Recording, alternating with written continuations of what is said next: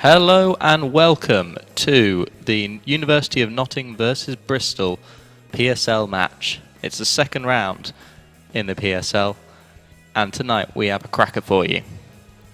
Our first match of the evening is going to be Hannah Ramadan, local girl, goes to the University of Nottingham and world ranked 57 in the world, up against Tesney Evans, world ranked 17.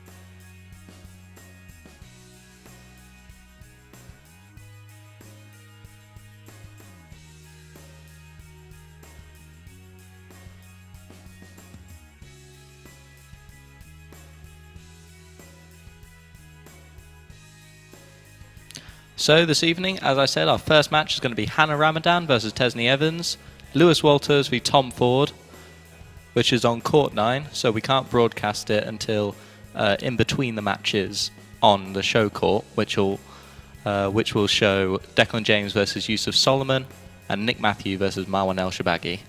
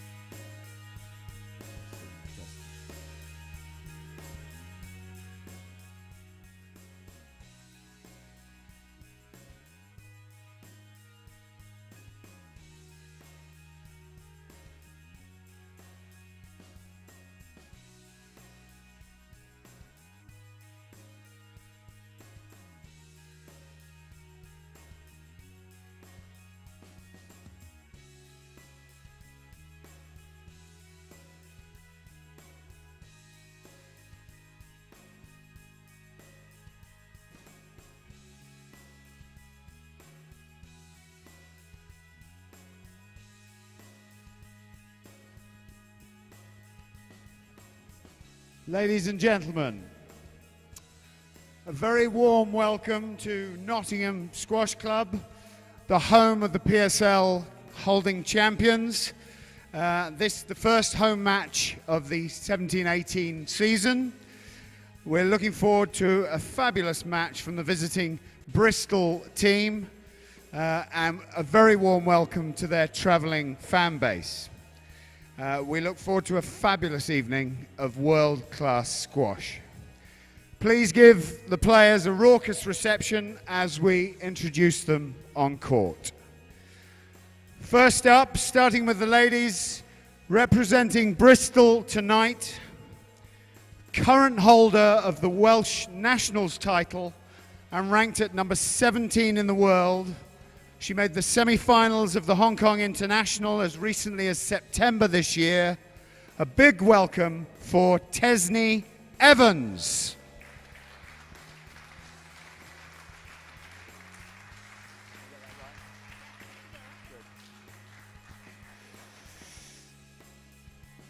And playing Tesney tonight, representing Nottingham, winner of the China Grand Prix as recently as August of this year, currently ranked as world number 57. Put your hands together for Hannah Ramadan.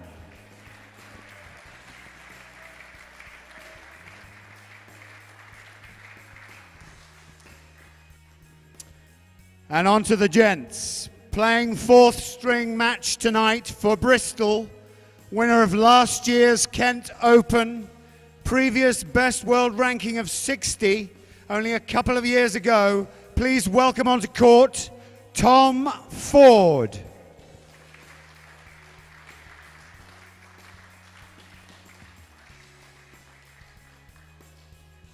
Representing Nottingham tonight in the fourth string spot, recently returned home and appointed Nottingham club coach, having coached Yale University, the current Jamaican number 2, world ranking of 186. Ladies and gentlemen, please welcome back Lewis Walters.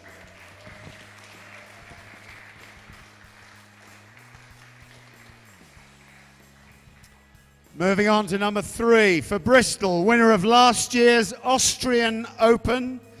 This year achieving his career high ranking of 53, today ranked at 56, Josh Masters.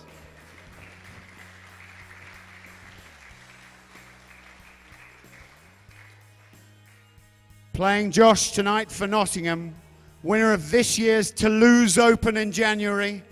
PSA ranked just 3 spots behind his opponent tonight, world number 59, Richie Fallows.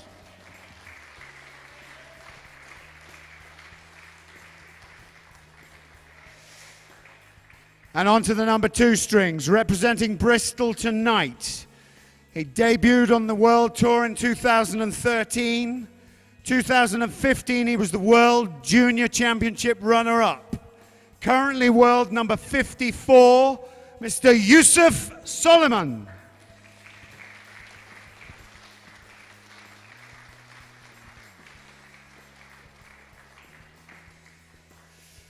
And for Nottingham, at number 2 tonight, local lad and current holder of 2 titles this year, the Irish Open and the Tring Open, currently ranked world number 40. Please make a lot of noise for Declan James.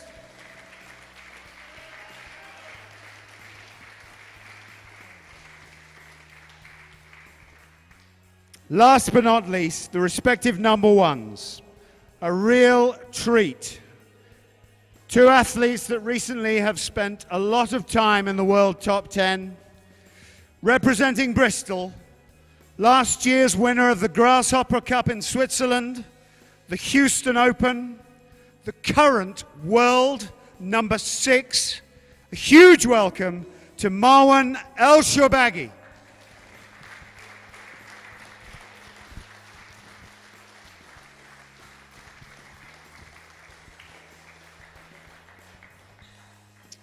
And Marwan's opponent tonight needs no introduction. Simply to say, current holder of the Canary Wharf Classic, winning his 5th British national title this year, to add to his 3 world titles, 3 British Open titles. You know him as the Wolf, current world number 4, ladies and gentlemen, Mr. Nick Matthew, OBE.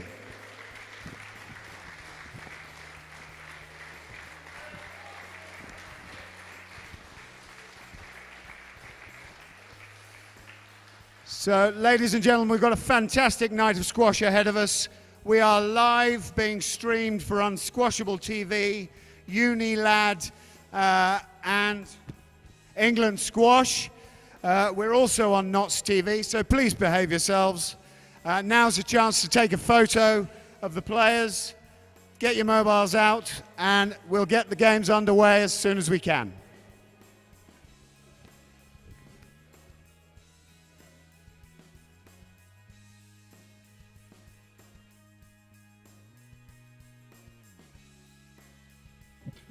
Okay, so my name is Sam Jones, and our first match of the tonight is going to be Hannah Ramadan versus Tesney Evans. I'm joined in the commentary booth by none other than head coach at the University of Nottingham, Rich O'Connor. Hi everyone. Interesting for me because I spent a lot of time with Hannah, and this time last year Hannah had a good match with Tesney. Took the first game, gave her a bit of a worry, but Tesney showed her superior ranking and came through on that one. Tonight, I think both of them, as far as I know, Hannah's improved, and I'm sure Tesney has made headway onto those top 20 world rankings, so they're both improved. It's going to be a great tussle. It should be very interesting to see. I think some people might look at the world rankings and see that Tesney is high compared to Hannah. But the thing is that Hannah's so busy at university, she doesn't have time to play the world tournament, so she doesn't get the point scores that she needs to get a higher world ranking. She has been 42, and she had made the World Championships last 32 in April. So she definitely can compete at this level. It's very true. Everything I've seen from Hannah in all of our training sessions is some very, very special work. You know, she spends a lot of time doing work with you, Rich, and plenty of time on solo on court. And you see the amount of practice that she puts in every single day. As soon as she gets the chance, she is on court. I think this is a common theme with anybody who is professional and wants to be professional, that they'll dedicate as much of their day as possible to their squash. It's quite difficult, I think, to do a serious degree as well as be a professional. I mean, I know from my day, I used to spend a lot of time not going to lectures so that I could get some extra practice before matches in the evenings and so on. Yeah, so it's a balance. Oh, is that what you're spending your time doing? Yeah, I'm sure. Yeah. I think the interesting one, the next name's down that you see, Lewis, has just joined me. He came from 5 years working at Yale, and he was the assistant coach at Yale while he was doing his professional career, and then decided he wanted to come home to Nottingham, and he's back now. He does some work at the uni for me, and he spends a lot of time coaching the uni students at Nottingham, and at the same time he's busy kind of doing his own degree at the rival I might add, Trent University, Nottingham Trent, and he's quite a busy guy himself, so he's also having to manage his time quite a lot. So yeah, there's quite a lot of university connection in the team and outside. It certainly is. Which, of course, I mean, I know what the answer's going to be, but which match is your pick of the night? Well, I think it'd be the same for everybody, because you always want to see the absolute pinnacle and the absolute best, and I think Nick and my one, I just really hope for a really good show. It's it's what a lot of the crowd, when you speak to them, people that I've just spoken to in the bar. Yeah, there's a lot of buzz for this one. Yeah, there's a lot of buzz for it. So let's see. But I think a match like this, you're right at the top of the girls' game, and it should be really, really good. And all the matches are so close, with the rankings just places apart in terms of international rankings. So, yeah, good matchup for tonight. Where do you think Hannah could get to in the world if she was today not in university? Well, sometimes I look at players, and I think I can't put a limit on a player. It does depend on how madly they want to be full time, and Hannah's one of those. She I don't really have a limit in mind for Hannah. She can go as far as she wants to. She's mad keen on her squash.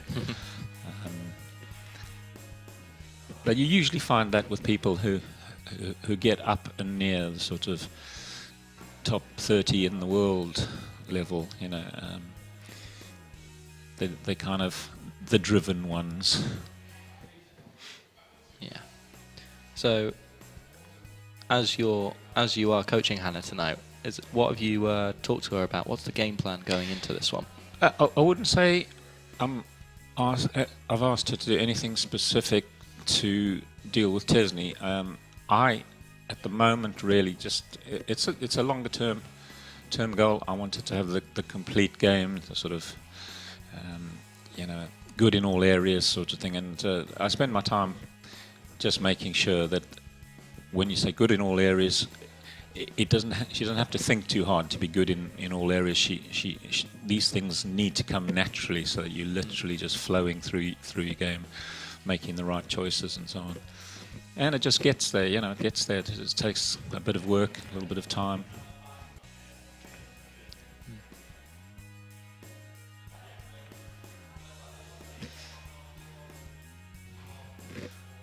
I think it'd be hard for Hannah in her own country, really. There are so many girls and guys that are good players that, in terms of getting favourable treatment from their top coaches, their coaches, I'm almost inclined to think she might but not be getting first choice of all that information.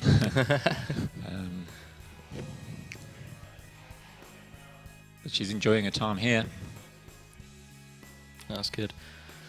It's an interesting one, though, because these two teams are one of the... the interesting thing about the PSL is that it's slowly becoming more and more involved with local universities. So I didn't realise that University of West England was getting involved with the Bristol squad. And of course you've also got the new entrants to the Northern League this year, being Warwick and Kenilworth. So Yep. It's interesting to see, because Birmingham, the university, are they involved as well? Yeah, With they're their team. Birmingham Lions, they're called, and they've got a lot of players who either have been through Birmingham University. I think that's quite a bit of their connection there. So yeah, that's and down in the Southern Leagues, I think as well, isn't Surrey also put some money into one of the teams down there? So it's happening more and more. It's an exciting thing. It's a good thing to see more and more funds being brought into the sport from universities, because you see, well, it's just good to see from our little sports perspective.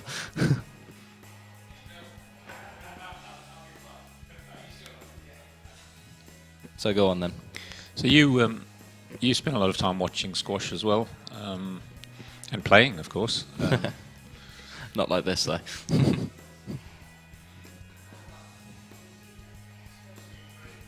Yeah, I'm the vice president for the University of Nottingham Squash Society. It's a very fun role, but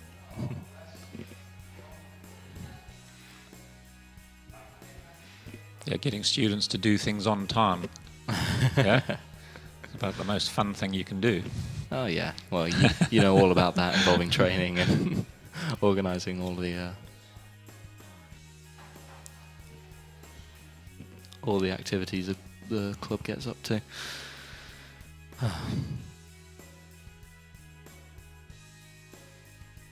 So what's your guess for tonight? Scoreline on this one?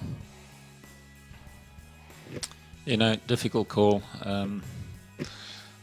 When I last did some commentating for the European individual championships, I called Greg Goldtier to beat James Willstrop in the final, and James beat Greg. So, That was a great do you think match, it's to be safe fair. for me to actually?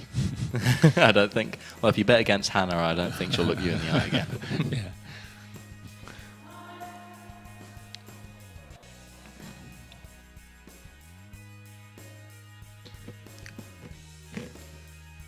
Right. So I'm going to send my co-commentator on his way now. Thank you for joining us. Yeah, just to say that because I work with Hannah, I'm going to be sitting down, right down at floor level, and just giving her some advice and tips in between games, but I shall be back with you shortly.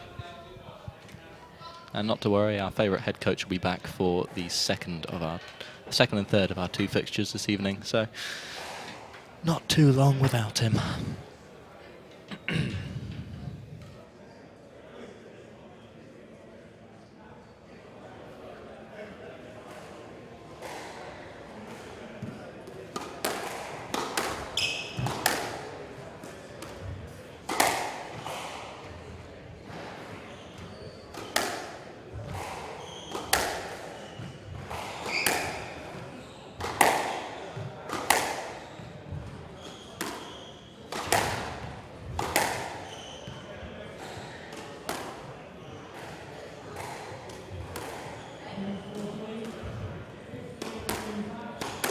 Leslie Evans, Bristol to serve, and Ramadan, University of Nottingham to receive.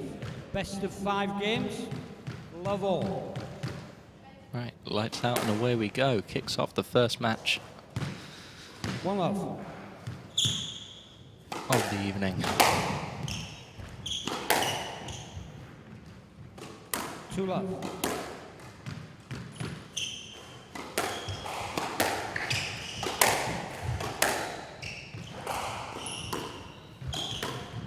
Oh, And out.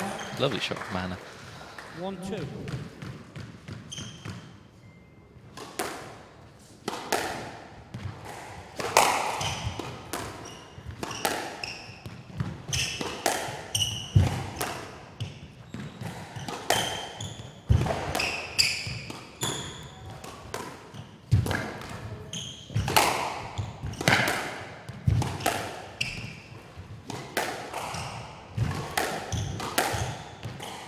Perhaps the first couple of rallies being a little bit of nerves for the first two players. That's a lovely finish from Hannah.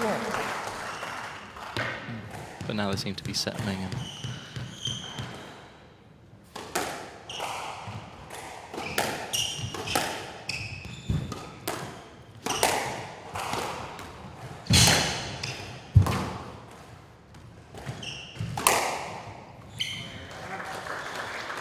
Lovely 3-2. finish.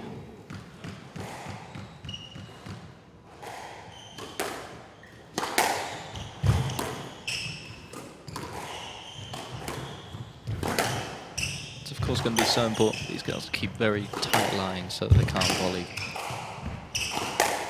Take the ball, can't get the opportunity to take the ball early.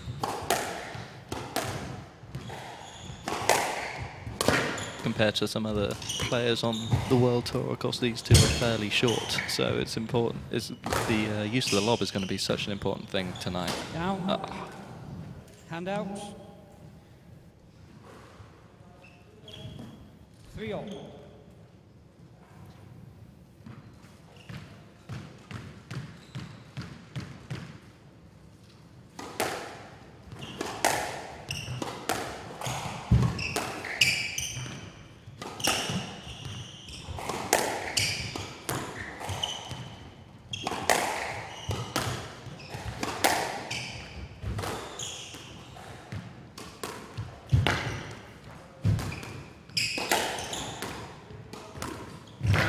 Down. 4-3. It's a very nice ball control from Tesney, keeping Hannah stuck in that front corner.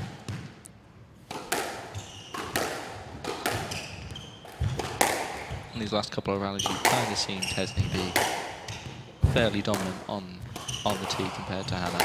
So, at least so far, early stages being.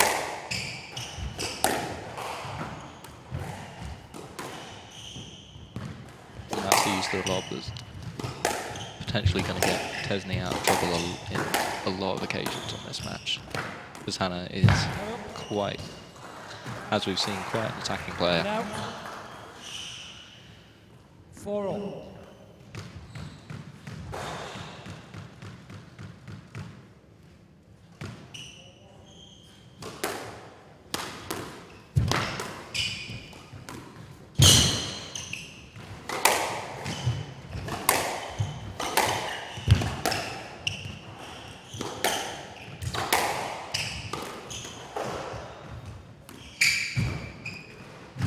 Very nice touch. This is a big rally. And out. 5-4. Very nice from Tesney.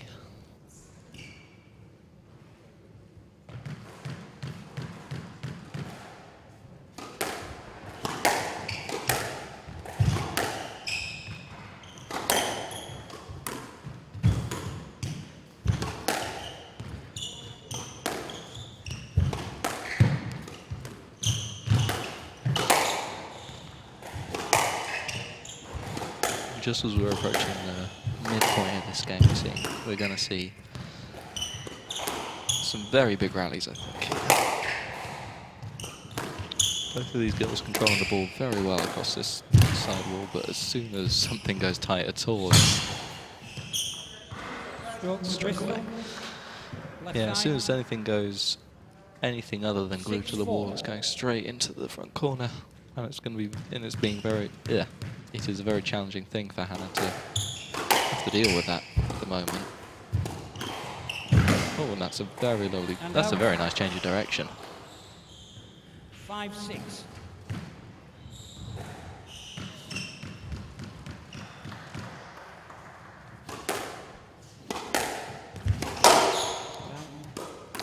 And out.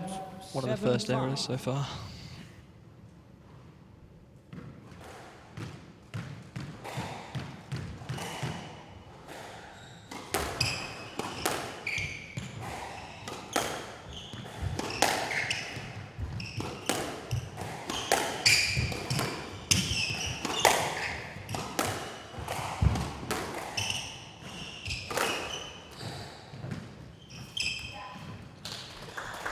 And out.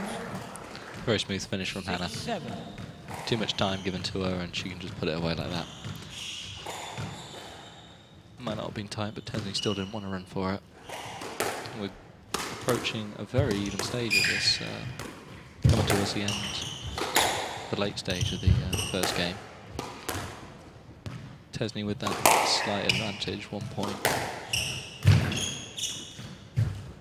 That's a good drop shot. And out. Good enough for Hannah at least. 8-6.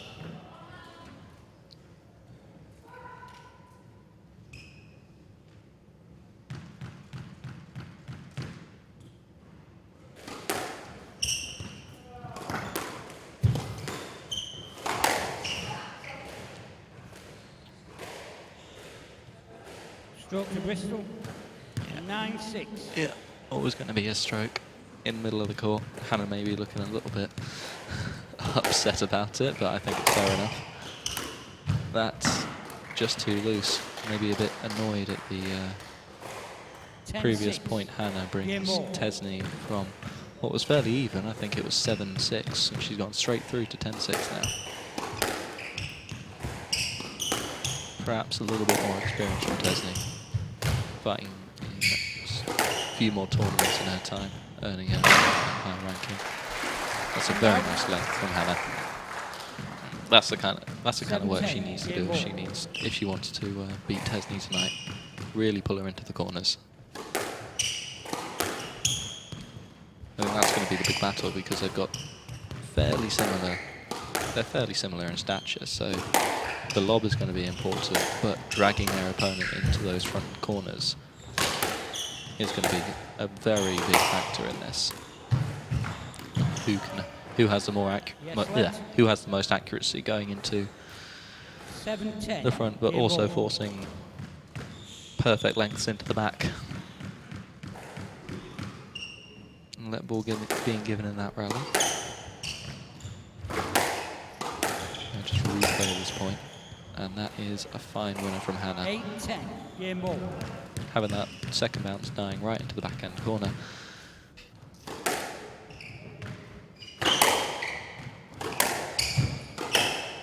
A little bit ragged from both players there.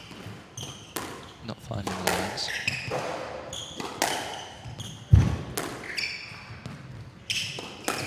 Maybe looking a little bit more comfortable on the backhand, both of them.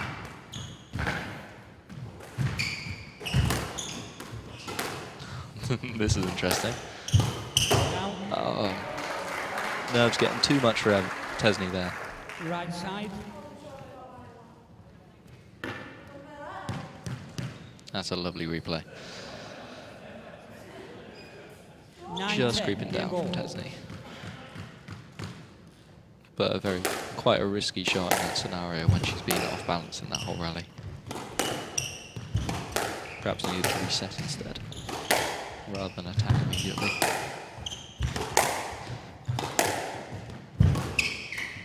That's a good change of direction, but Tesney's up to it, and that's 11-9, game to Bristol. that's the punishment you get. If you're not going to go in perfect, then it's going to be, you're going to put yourself under a lot of risk to a counter drop, especially with someone like Tesney who can move fast into those front corners. So now we've got Tesney Evans leading against Hannah Ramadan. Bristol leads 1-0.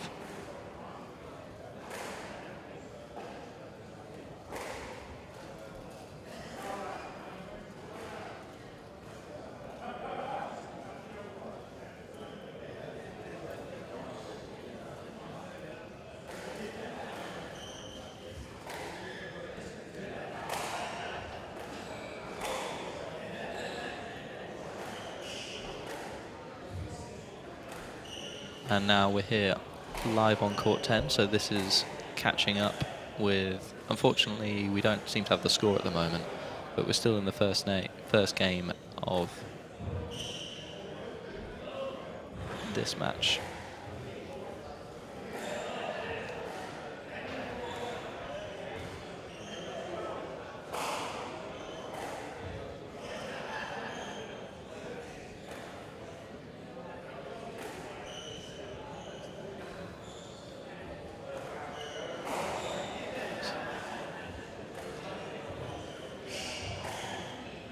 So these two are Lewis Walters versus Tom Ford, of course.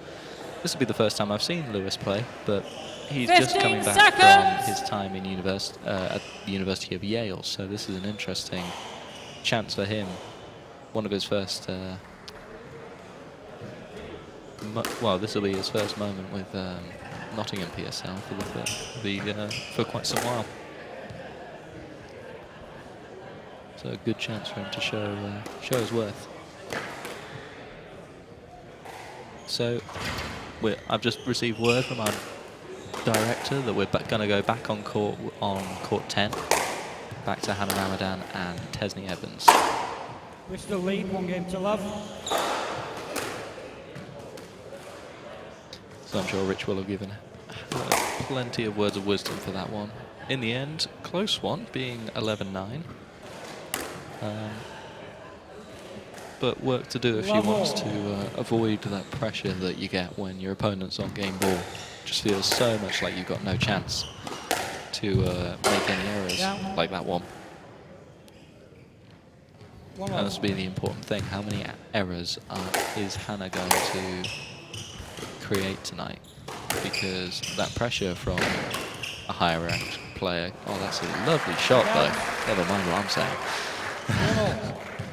But it can be a very daunting thing if you're playing someone who you believe is better, who is just going to keep coming back and back and back into the rally. You've got to be very mindful that you're not going too low against that pin. Oh, God, that's a hell of a lunge into the front corner from Hannah.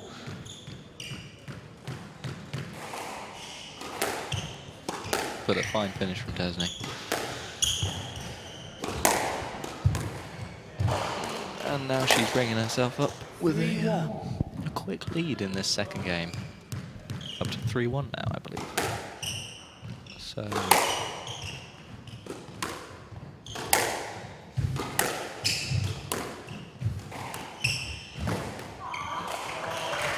she's doing very well on 2-3. the occasions where she's given time on the ball to change the direction and send Tesney the wrong way.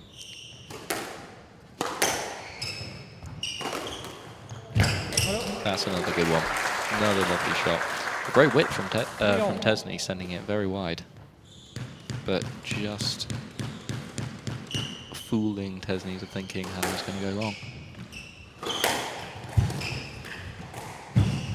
Got to be careful though, she doesn't open up the court too much. This is a lovely chance. That, as you can hear, the groans from the crowd was not what the doctor ordered for Hannah.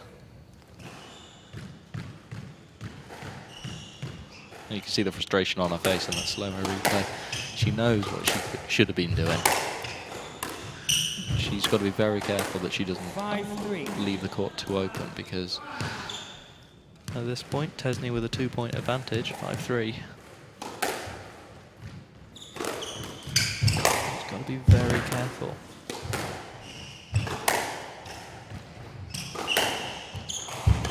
So that this game doesn't just slip away from her.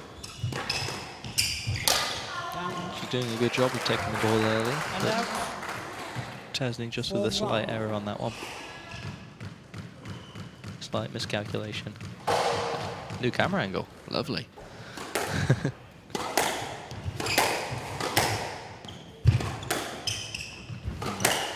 That drop shot finishing very tight to the sidewall. Bit of a brave shot from Tesney to go for a boast from that.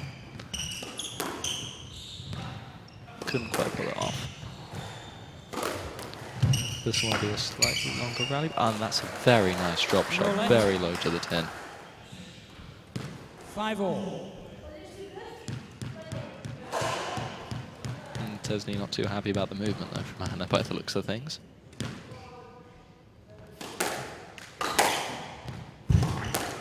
Play goes on.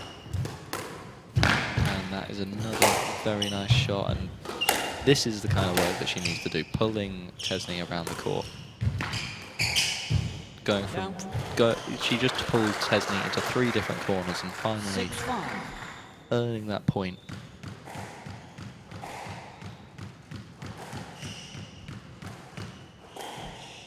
And then we see the replay of the long drop shot and Hannah just putting it away nicely.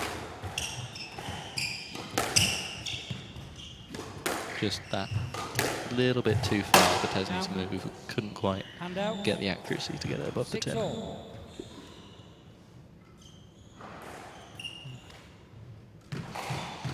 So all tied up in this second game. This will be a very important point just to get that little mental edge above your opponent.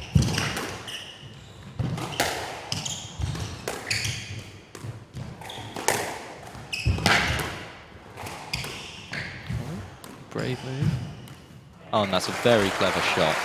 Tesney going in the complete opposite direction, going to the back left corner, and Hannah just slotting it right back in there. Very nicely done.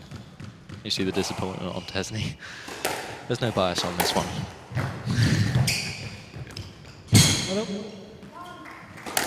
And out. 7-all. Still, Tesney equalising. It's a close match between these two. And very competitive, especially given the surprising slightly, given the ranking, but.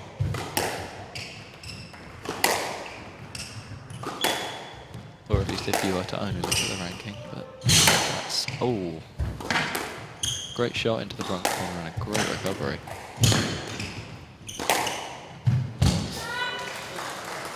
Nice flat cross court from Tesney, finishing off that rally very well.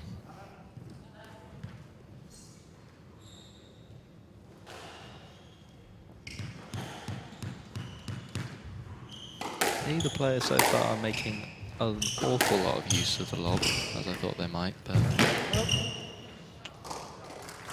plenty of winners in the front corners. 8-all. The stature of these two players being probably a slight contributing factor to that, knowing that it's difficult for these two, knowing that it's difficult for their opponent to move. too easily into the front.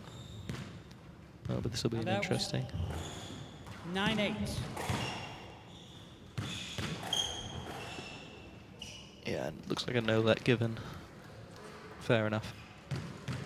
So, Tesney pulling just ahead at the end of this second game. Be interesting to see, can she make use of this 1 point advantage?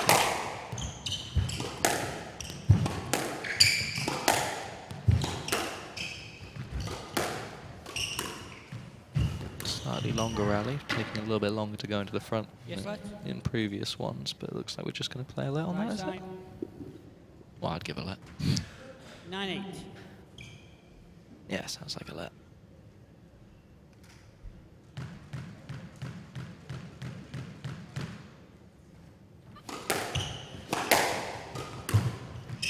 Loose one, can she finish? Oh, controversial. Stroke to Nottingham. Stroke to Nottingham. And out.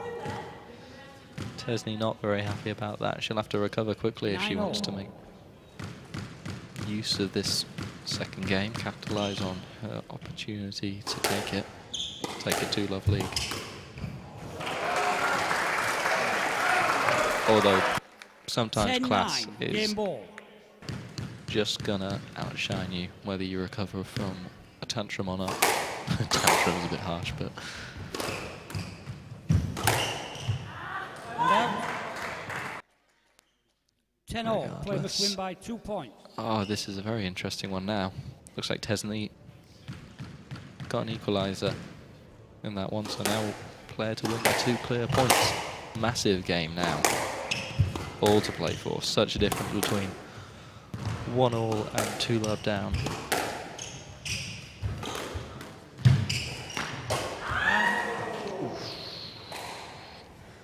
And 11-10. Game ball. Massive point coming up now. Massive point. Both players. Tesney will not want to let this one go. Will she go for a clever serve down at the bottom? No. Not risking it.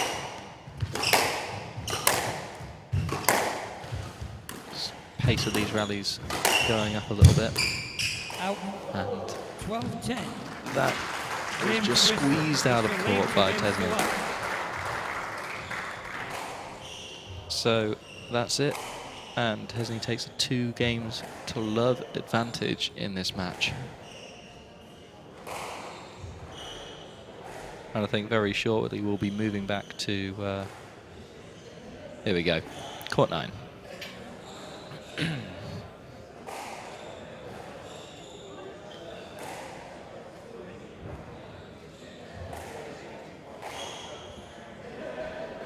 Lovely, lovely finish from Lewis.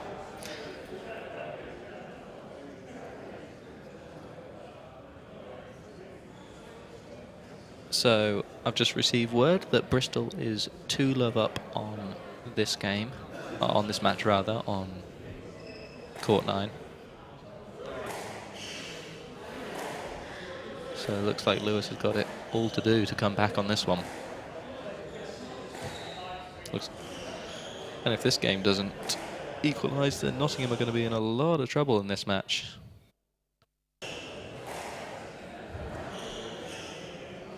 With the other 2 matches, the one on this court being Richie Fallows versus...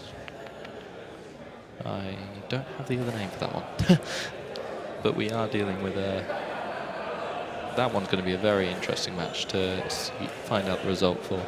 Because those 2 players are both full-time professional players who are ranked within 4 ranking points of each other, so it should be an absolute belter.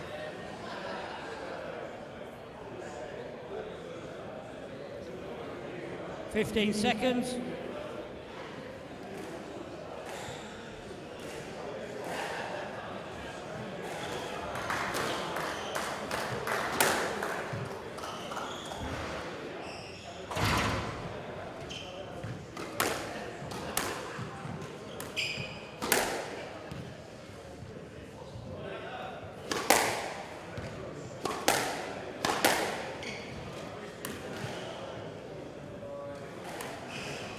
Bristol lead, 2 games to love.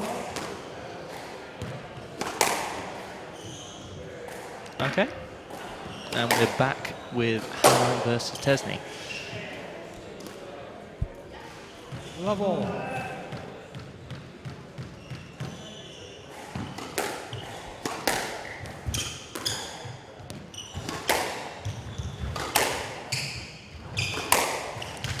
So Hannah's got it all to do in this one. Nice kill to start off this game, but she's going to have to put in a lot of work if she's going to come back from this one. Now we'll see, will the talent of Tesney, will she show her ranking and finish off the game in 3, or will there be that lapse in concentration that comes with 2 very close games?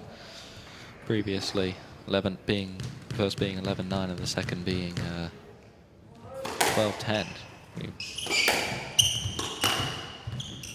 It's of course a very mentally draining thing when you're, playing chess on legs, as sometimes call it.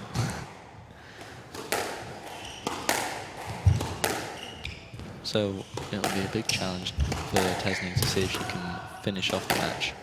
Oh, but that's a fantastic shot from Hannah. She's been using that. Was that the second, third? No, it's the 3rd time I think she's used that shot. Just taking the ball cross court,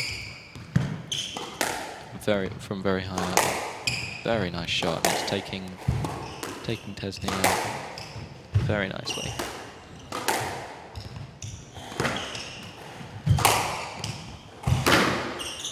Trouble now, loose drop. Very well finished from Tesney. 1-4. Very calm, very composed, finishing that rally very nicely.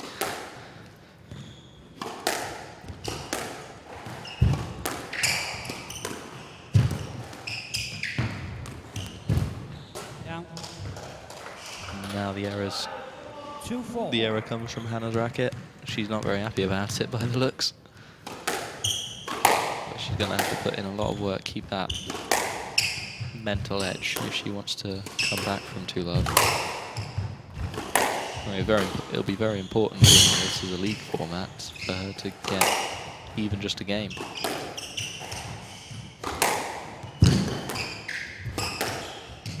Of course, earning points for every game you get, so what a recovery from Hannah. Oh, and she's back into the rally. Some stunning movement, but that's going to be horrifically tiring. If she wins this, she's going to be a very happy bunny. Oh, but that's a fantastic winner. Lovely little drop. Right. Knowing the positioning of Hannah very well and just moving it into the opposite corner, staying on that tee, taking her space, taking her position, and just slotting that ball in.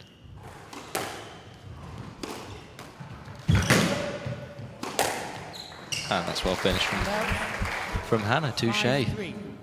Very good bows to set up the easy kill shot.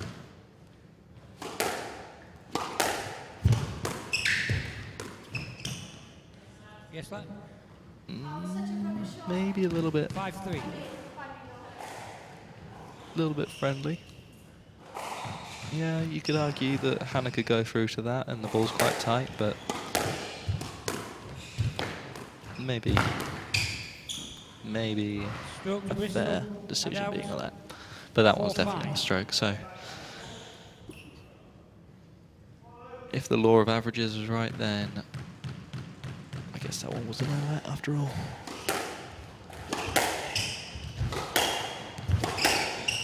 You can just see Hannah aiming for that width that hits the sidewall just behind the service box, or just at the end, just at the back of the service box on the sidewall. Just very hard for Tesney to volley. But this so far was a brilliant rally, but Tesney just feeling the pressure, feeling Hannah on her shoulder. 6-4. The error coming from her racket.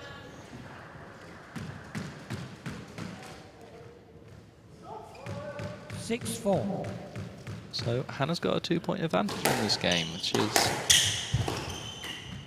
the first time she's led compared to the first 2 games. Yes, let. No let given on that one. 6-4. Although you'd have to say, well, I'd have given a no-let. I'd have given a no-let. Ooh, another flick. Oh, that's a fantastic drop shot. This is a great rally. Great reflexes. Oh, what a winner. Hannah could be very happy with that. That was a fantastic rally from both players. Finally finishing off with a lovely flat kill that she'd been using all game off that volley. And out. Very nicely done. 5-7.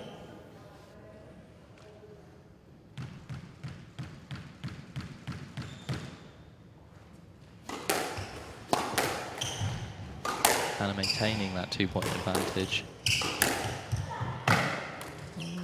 Is she asking? 6-7. No? Fair enough. I would have given a no-let, but it's all good.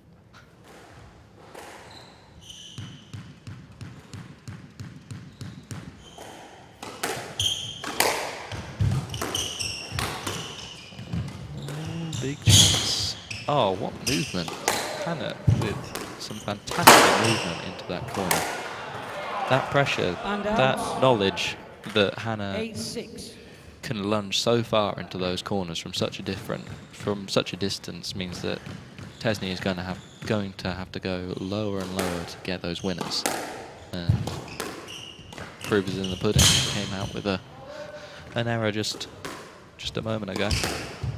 This rally's some very accurate work down the back wall from Hannah, but that's got to be a let. Tesney doesn't think so. I think we should show the replay. Yes, let. But I reckon Right Hannah side. could have got that if Tesney wasn't there. So that ball being played, fair enough. Tesney's still not happy.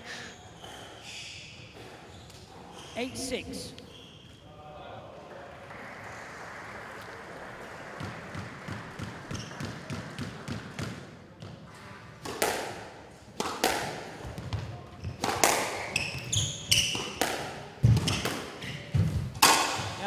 Ooh, and another error coming from the racket of Tesney. 9-6. I think she might be getting a bit flustered with the decision first going against her and the knowledge that Hannah's movement is on form tonight. Very nice low shot from Hannah, but a great recovery, and we're back into normal play.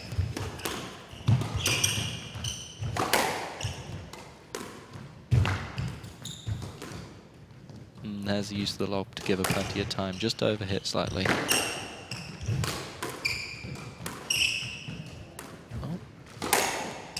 Slightly loose from both players in that one, that exchange in the front. But that is a fantastic drop shot from Tesney. Well done, Tesney Evans. 7-9. You can see that she was limiting her own swing, a bit worried of hitting Hannah, but still played the shot. It's lovely to see that she didn't want to take the stroke on that one. Still played the shot and came out with a fantastic winner, knowing exactly where Hannah is, putting it right back into the corner, into the right-hand front corner. But now Hannah still with a 2-point advantage. Yes, let. Let ball being given on that. Neither player very happy with the referees this evening.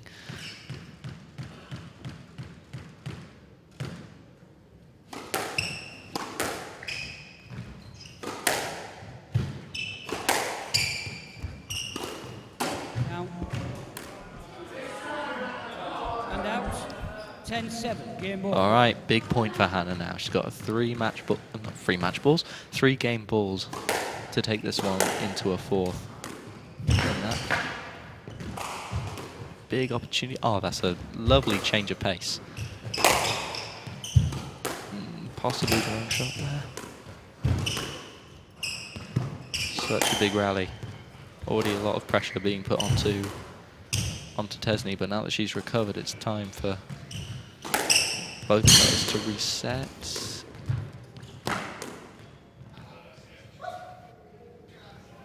Does Hannah want a stroke for that?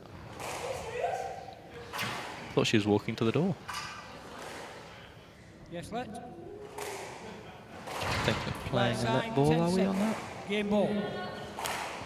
Yeah, 10-7 still, let ball being played. Both players got to reset now, that rally.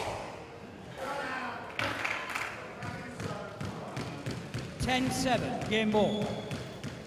That rally proving difficult for both players on court there, both of them under threat. This is a good thing about when you see people of such high quality, they're able to reset the rally and be under pressure multiple times in the round, but still carry on, still recover, still reset. Oh, and Hannah goes for that cross-court kill that's been working for her all game. And out. Balls down. 8-10, game ball.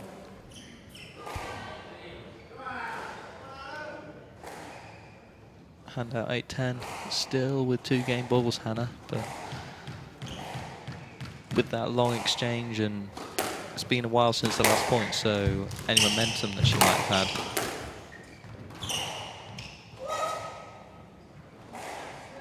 No let. may 9-10. just be gone, and that is a very interesting decision from the ref. I can't help but think that the ref has seen that it's pretty obvious Hannah's hoping for a stroke there. She walks straight to the door to walk off court straight away. But can't help but think that the referee's seen Hannah expressing that she wanted a stroke and said no let. Which I think is not really fair, because when you've got a ball coming at you in that situation off the back wall, then you're kind of keeping all your focus on the ball, so you're not entirely aware of where your opponent is. Yes, let. Oh, but a let ball being played on this one. Game ball. I'd have given a let on the last one and a no let on that one.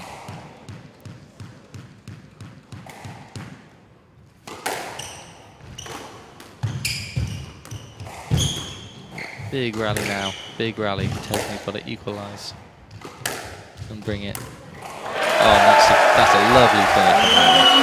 Fantastic shot just to finish off that rally. Finish off that game. Fight back is on. Tesney leads 2-1.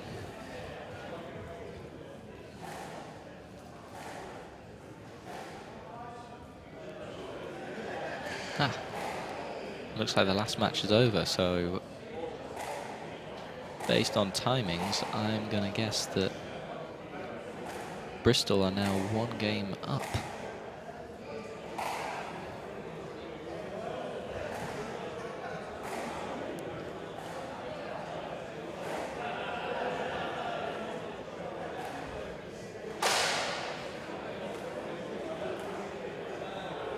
Sorry, I mean 1 match up.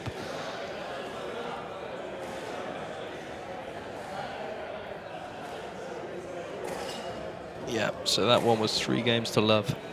Bristol leading 1 match to love. Overall, or 1 set to love. Now we do have a fight on our hands with Hannah and Tesney. Last game, well, every game has been close, of course. 11-9, 12-10, and now this one 11-9 the other direction. So this one turning out to be quite a cracker, especially in terms of scoreline. And some lovely shots coming in from both players, very accurate drop shots. A couple of errors just sneaking in, and a couple of discussions with the referee not helping either player, you'd have to say, because I think both have lost the next rally if they've had a word with the ref. But still, fine spirit. You can tell 2 very emotional players on court. You've got to potentially take into account the mental abilities of these players.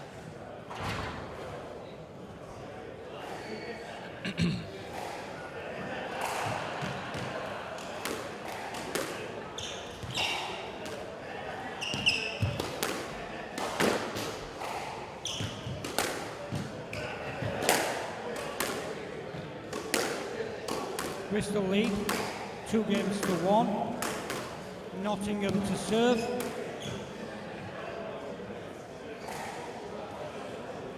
So, will Tesney Evans be able to close it out in 4? Lovell. Or is Hannah going to bring that momentum with her, take the win? Stroke to Nottingham, 1 love. Stroke, so a good start for Hannah. Good shot into the front corner, very tight, forcing with the loose scramble back. That's a loose drop shot and put under a lot of pressure. And a good rally from Tesney. So 1-all. both these girls up for it. Definitely want to win this game.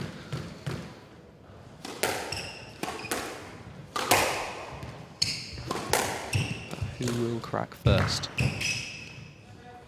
Stroke to Bristol, Another exchange in that front left-hand corner. 2-1. That results in a decision from the referee. So And out, 2-all. lovely length from Hannah.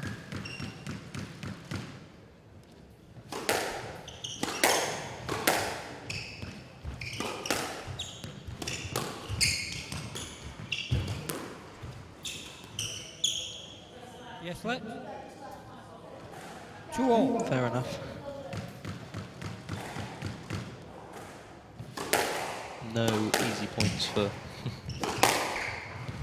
Tesney in 1-1. Just has to put that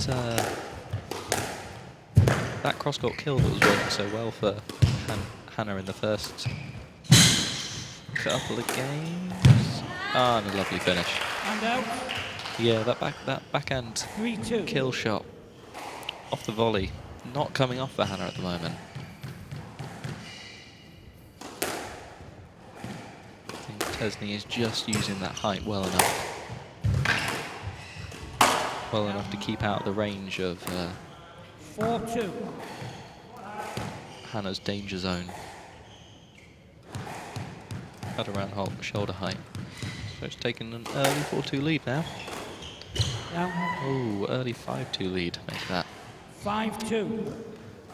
Hannah's got to stay very strong if she wants to come back at Tesney, and she can't afford simple errors like that.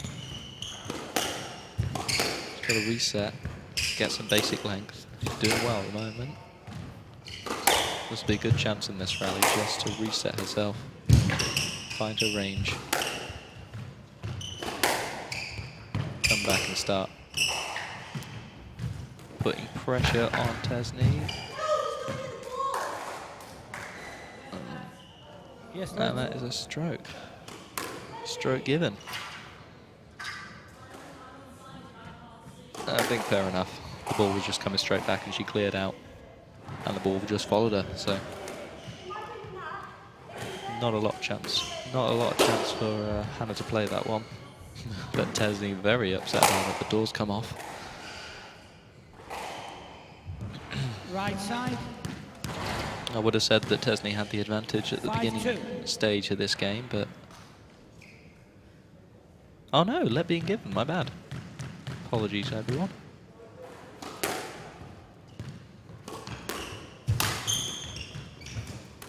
I suppose Tesney wanted a no let.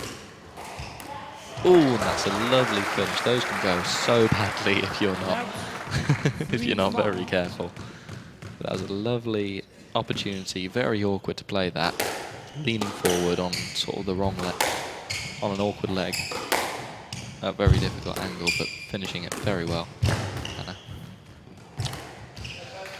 But opening the court up a little bit too much 6-3. when she's under pressure. Trying to go and flick it cross court, but Tesney's all over it and puts in a lovely drop shot that just ends the rally. Just because Hannah's too far out of position. Be very careful when she uses those kind of shots because they worked well in the first game. 7-3. But now, Tesney looks like she's gotten wise to it. So she's taken a big lead now. And you'd have to say it looks like it's going to go to Tesney unless Hannah can pull something out of the bag. But with a boast like that, it's going to be very difficult to reset. Right. 8-3. Not finding a lot of time on the tee. Not being allowed much time. Always being kept on the move. Just not quite finding her length, not quite finding the drop shots to cut deep enough into the corners, spraying out a little bit. Yeah, it's not going well for Hannah at the moment.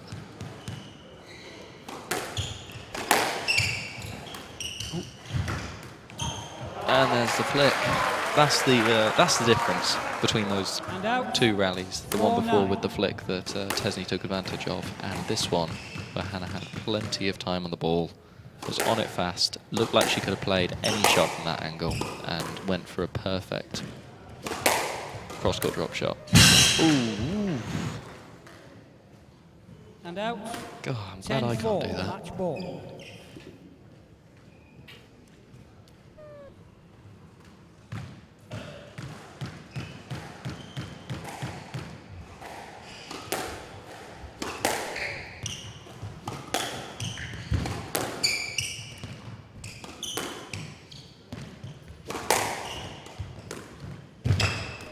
Nice drop. A bit of a scoop or a double hit or something. Maybe didn't even reach the front wall. Yeah, there you go. Too tight. Too tight from Hannah, forcing the error out of Tesney. There's that flick cross court I was talking about from the first game, but again, the issue is Tesney is now putting a little bit more height on those balls that are going, that Hannah's having the opportunity to take. Feeding Tesney, and that, 3 games to 1. 11-9, 12-10. that's the match. 3-1 to Tesney Evans. Quality game from the two of them, and neither of them wanting to leave the court first. Very well played from those two. So I think now we'll be going back on to court 9 to watch the remainder of this match.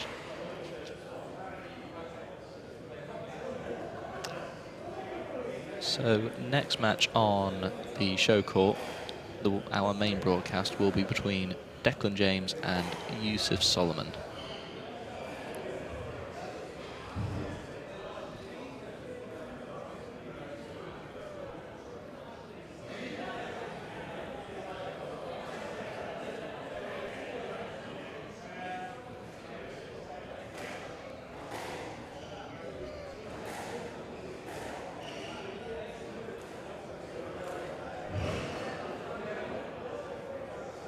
So again, these two are Richie Fallows playing for Nottingham and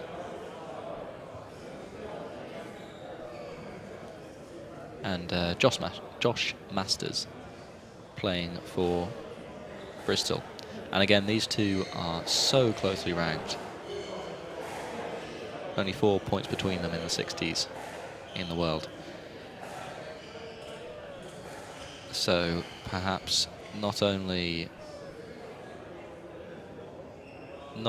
for the pride of their club they're playing for, but a little bit of bragging rights.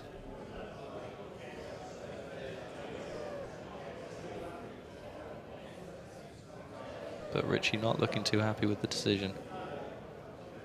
By the looks of things, he feels like he was crowded out or forced into his opponent, well, as he was trying to clear, and Josh keeping him in position. Oh no. I thought the last point was a stroke. Guess not.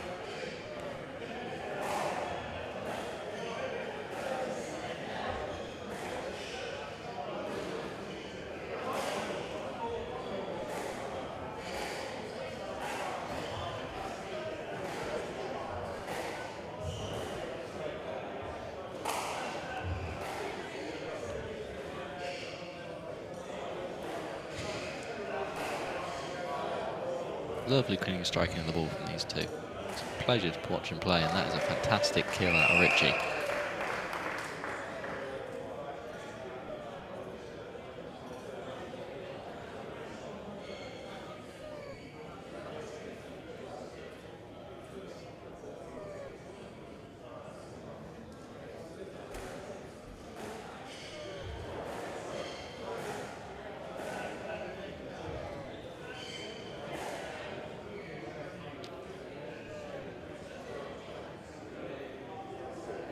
So,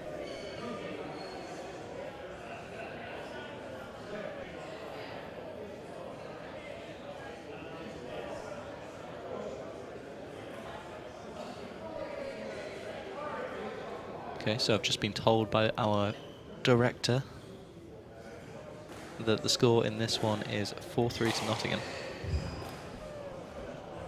Oof, and an error coming from the racket of Josh Masters.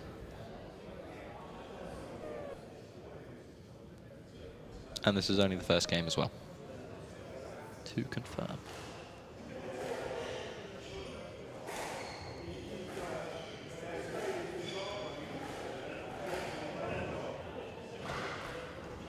Oof, lovely shot, lovely drop from the back. So that brings the score up to, I think, 4-6 now, I believe. I'm afraid we don't have graphics for this one.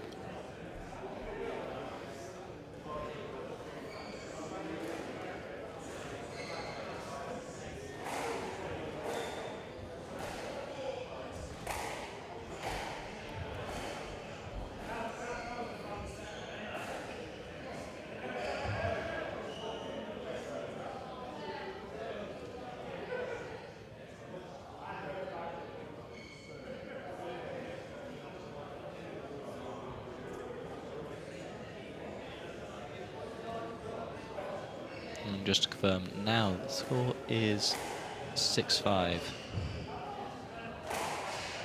favour of Bristol. Nice kill coming from our local Nottingham player, Richie Fallows.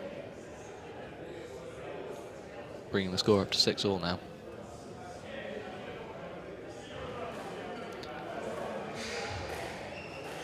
Cheeky flick out of Josh Masters.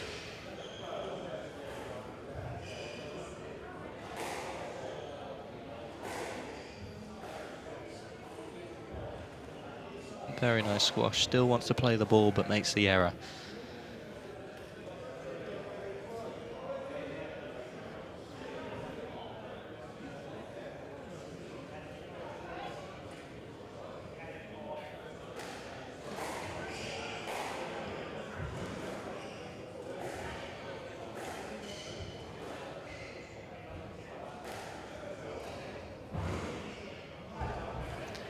And that is a well-controlled rally out of Richie.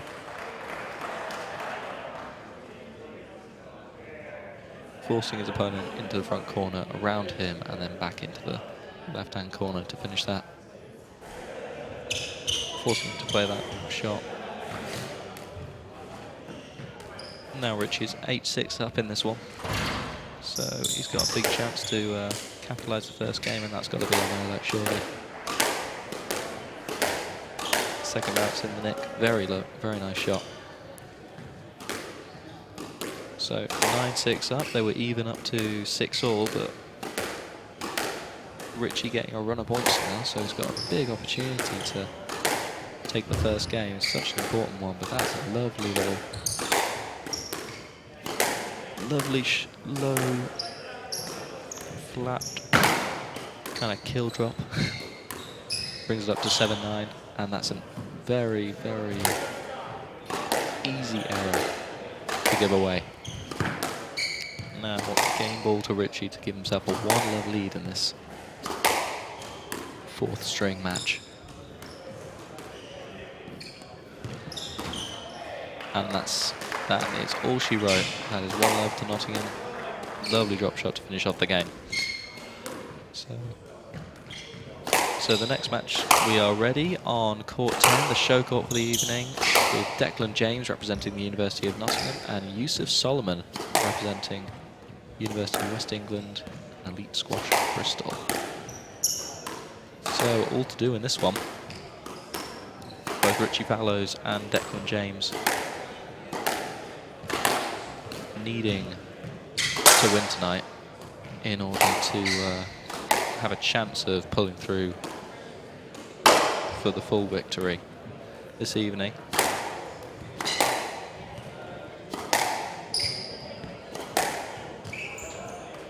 Of course, after this match, the match on this court, we will be showcasing Nick Matthew versus Marwin El Shabaghi, the number 4 in the world against the number 6 in the world.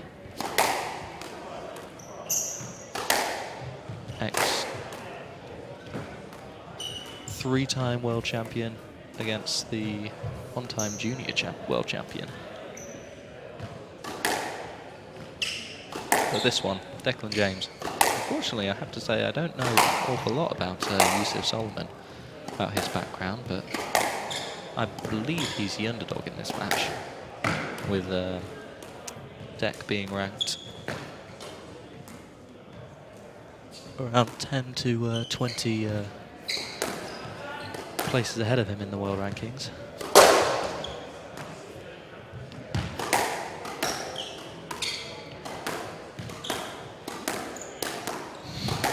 Lovely camera angle.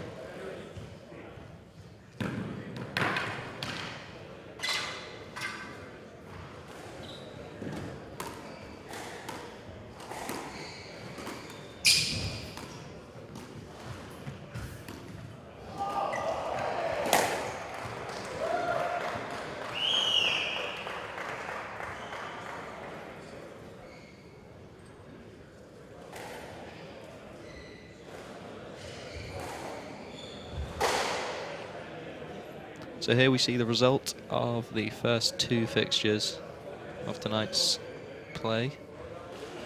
Hannah losing out to Tesney in 3-1. Not completely unexpected, but putting up a very, very solid performance for the first 3 games, and perhaps just losing her edge mentally a little bit in the 4th. Not that you can blame her, playing 3 games in a row that end within 2 points is a very challenging thing to back up on, especially when you're the underdog. You know you've got to Declan James, University of Nottingham to serve. You've got to pull through, and it's a very difficult thing to come back from. And unfortunately, we couldn't catch most of the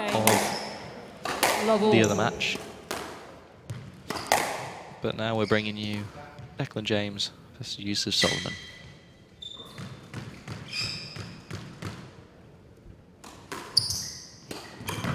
Oh, and a very, very nice start from Solomon.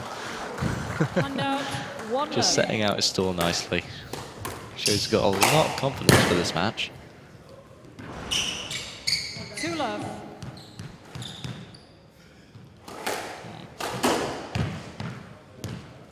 Yusuf taking a 3 very love. early lead on this one.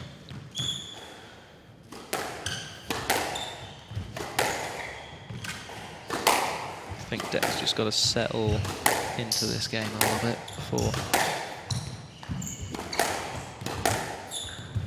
before he can start to show what he's made of. Don't forget, of course, the crowd everyone's playing in front of tonight is it's a decent crowd. It's packed to the rafters.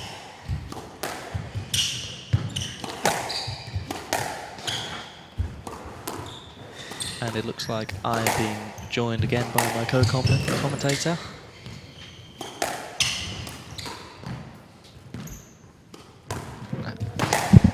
How are you, Rich? Yeah, back again. That was stressful as a coach. Working it through, she... Oh. Sorry, I just sort of threw the leg shot from Deck. She has high expectations, and you Handout, get 1 upset 3. when things don't go quite like they did in practice. It's a challenge, isn't it? I bet. Do you think the rankings came into it? She wanted, well, the pressure of trying to show her worth. Handout, 4 1. No, not at all. I was actually really pleased with things that we've been working on, except for a couple of areas, and generally I think it was positive, but in the nature of the beast, she's like never satisfied. 5 1. Yeah, you never are. But good stuff to work on. Yeah. Certainly. I was noticing in her match, in the first couple of games, she was making a very good use of when the ball was shoulder high, cross court, low, flat, kill on the volley. But just towards the end of the match, the balls that she was hitting, well, the balls that she was trying to hit were coming at her with a little bit more height, which meant that she wasn't able to attack them nearly as well, which potentially made some of the winners that she was winning in the first not as good or not as effective as later on. Yeah, sometimes difficult to cast your mind back, but really, after the first game, her length was poor when she was hitting hard, but good when she was hitting high. But she just had an error rate. But then Desney had the more errors in the third game. It was a great match all in. Yeah, it was good. Right. Time now for a fight back from Deck James, though. Coming from 6-1 down, but a very nice finish in that rally.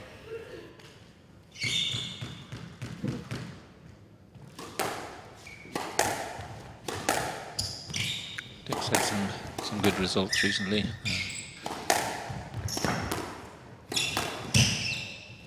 No let. Handout, 7 2. What's your pick for this night, for this match? Well, I'd have thought this was our tie, Nottingham's tie, and Deck usually raises himself for the local crowd, and Being a local boy in his home club, it's a big factor.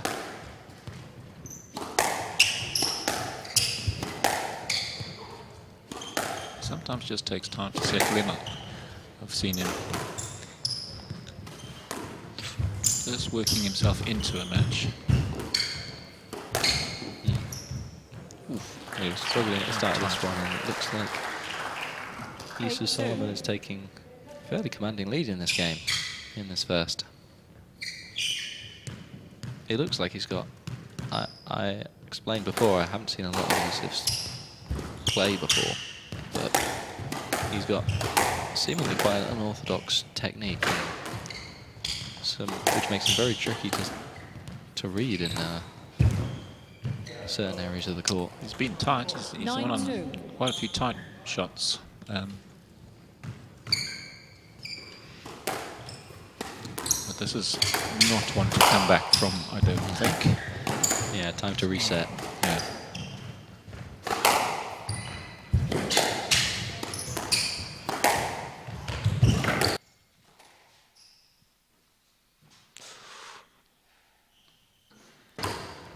Lovely lob to get out of trouble there.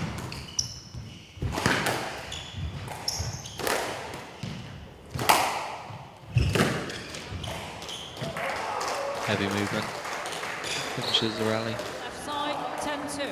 Left. Left.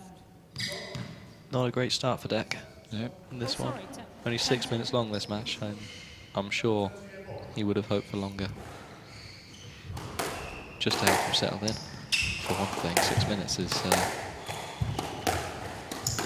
very short.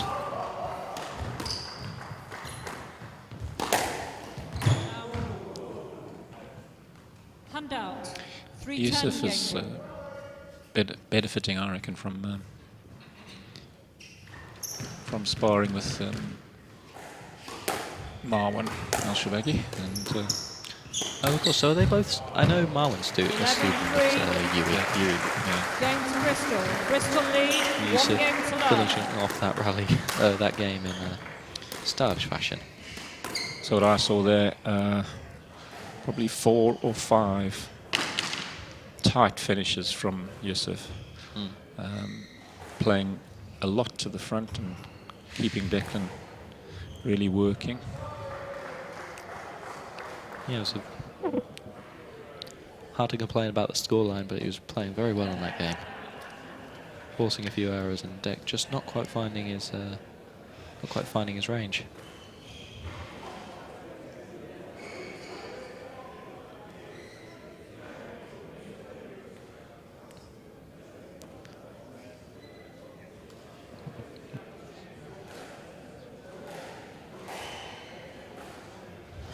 So Richie's one game up in this one, I believe, at the moment. Just waiting to hear the score.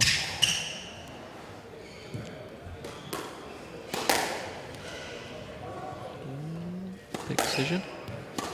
It's a good shot. Very difficult to call that for a referee. Yeah, I'd have gone for the mid ground, just give it a let.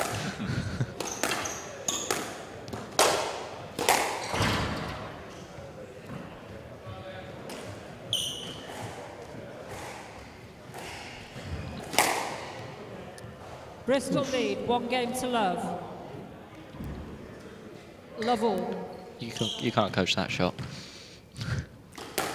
So let's see what Deck usually plays a slightly faster pace and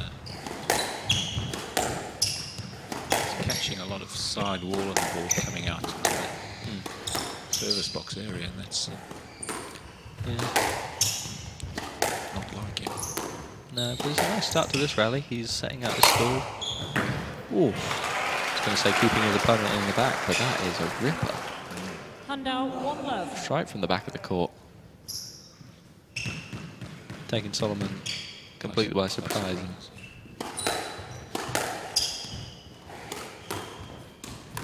What's that? Thank you. another lovely finish. I thought he got it. 2 love.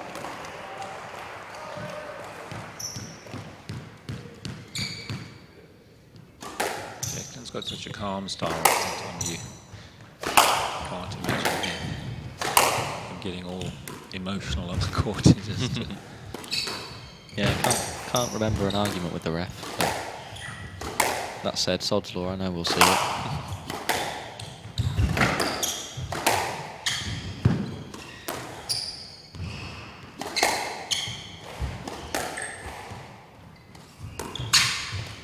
it's a great tight ball and good angle for us to see down this wall. Yeah, I like it. It's very good. Ooh.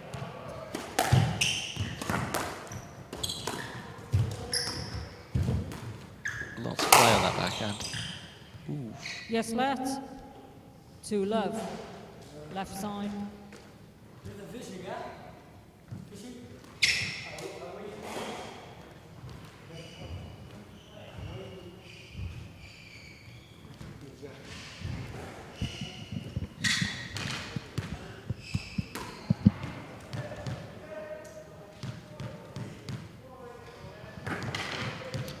Solomon slightly struggling with his laces today.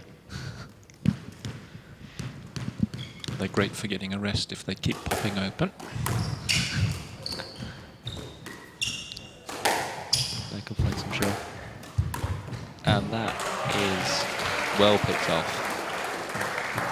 Loose cross court granted, but as a fantastic finish. No chance from Yusuf.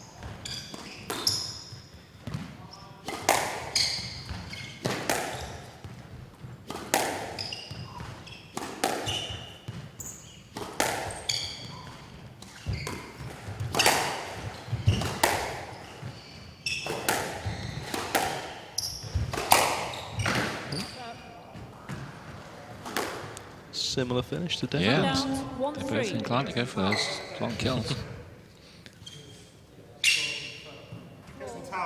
anybody got a towel? Floor, please. Yep. 1.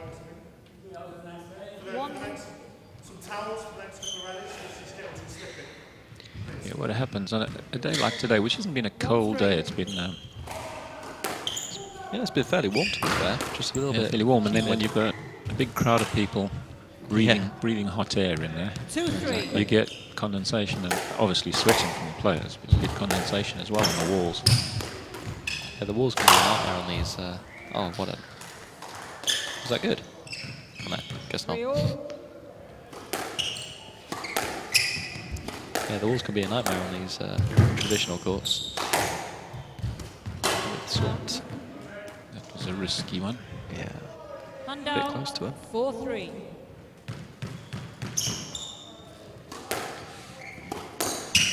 Not far off.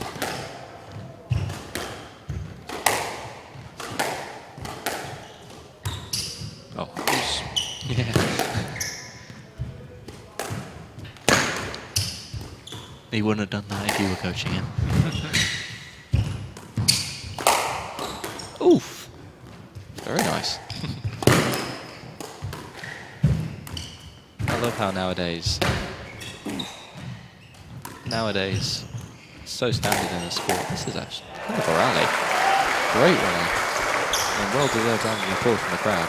Just end up with a few tight ones just to restrict Yusuf. He gets a little bit loose and gets that chance. Yeah, he just hits far enough past him to be nicely Nope. a nice obstacle. You can't get the staff, can you? Just do a little assessment and see if we can have him on the staff here.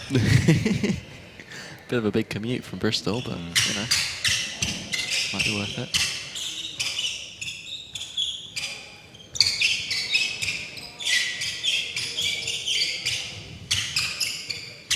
It's not quite the US Open, is it? Thank you.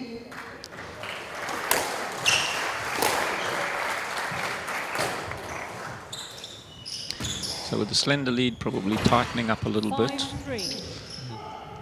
Declan slowly finding his range there. Put a few good short ones in. Making a much better show of it this game rather.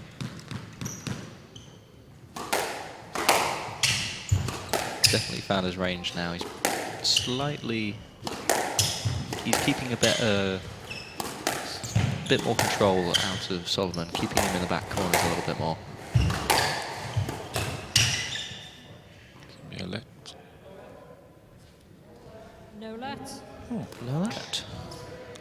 Hand out. I agree with you. 4-5. That's There's a bit of a shocker. It one looked like, step and hit. yeah, it wasn't exactly tight.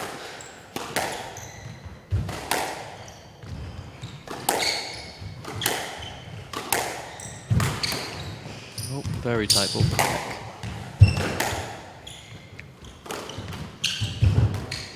That's a nice flick.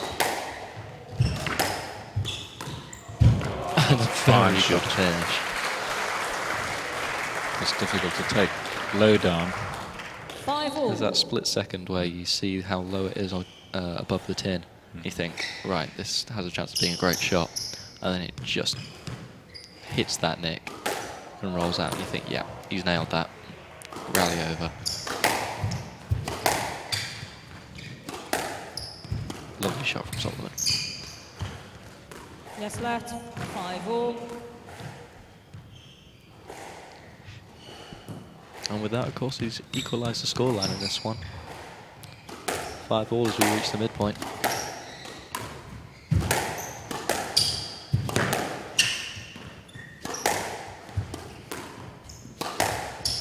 Both players making good use of height.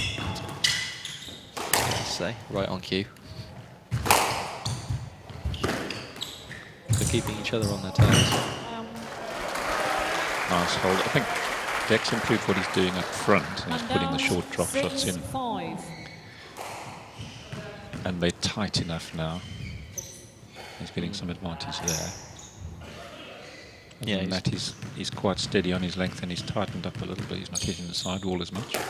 No, he's not giving Yusuf the opportunities, and he's tidying up himself, so A lovely long hold there. lost the ball.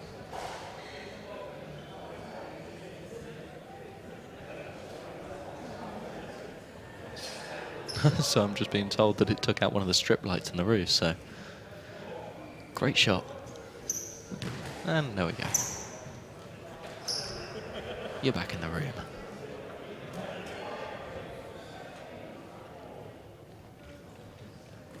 7-5. So just as I say, he was taking equalising on points. Dex got the 2-point advantage back.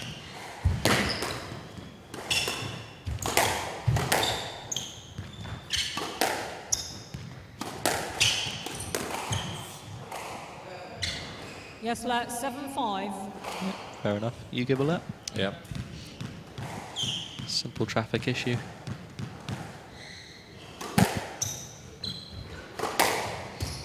Down. Hand out. 6-7.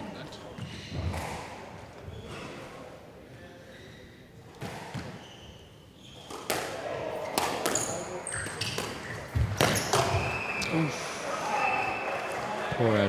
Tidied up that area. 7-all. Yeah. I think he felt the pressure of Yusuf on his back, and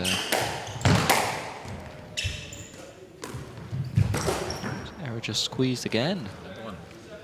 8-7. His run-off points just given away to Solomon.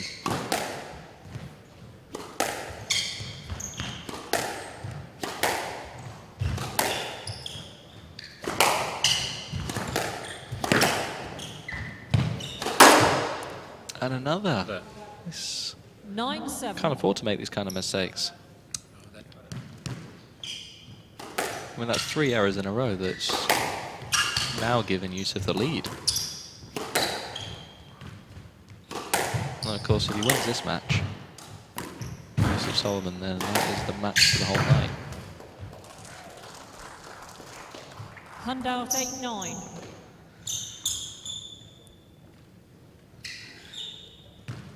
And there's Richie Fallows. Where do you get that match? Let me find out for you.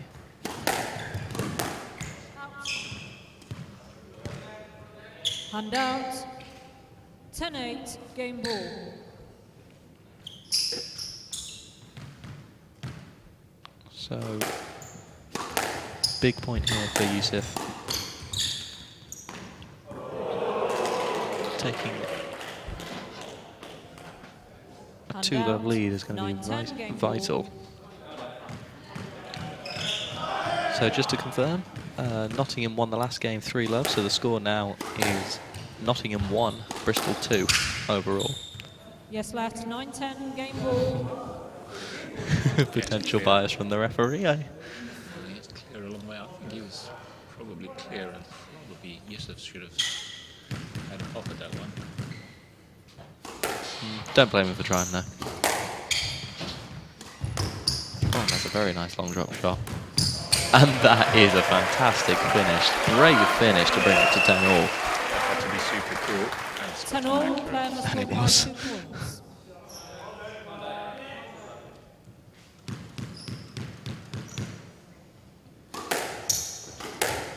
So he's given himself that extra lifeline now.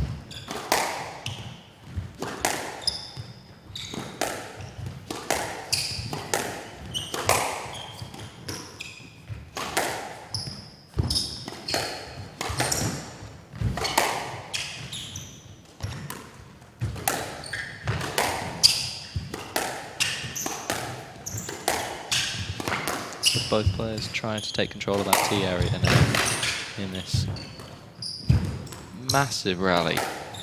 It's a huge rally.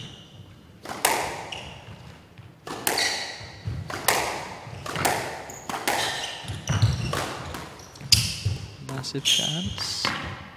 Yes, left. 10 all, left side. Let ball given. close run thing, that, because he got nudged with the hip a little bit on his way through. Yeah. And almost seemed to shape to play the ball. And that ball ran a little bit far back, so it was a close call.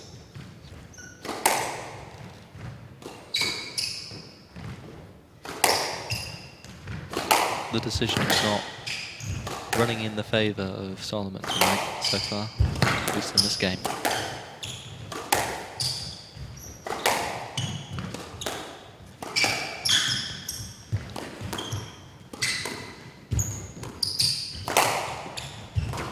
Oh, big chance now.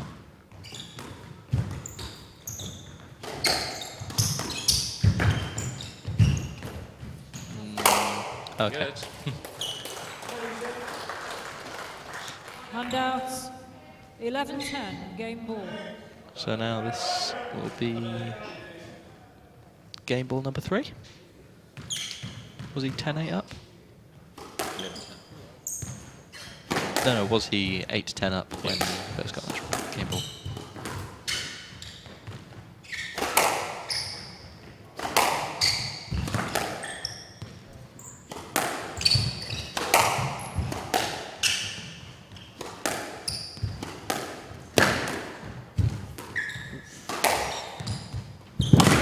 Ooh, that's nasty.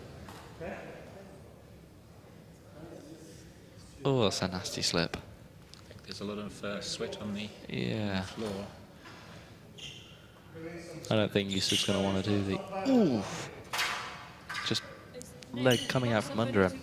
Sort the floor out, please. Lucky it went to the side and Not not safe. straight on, because that could have torn something nasty. Well, we can get the staff.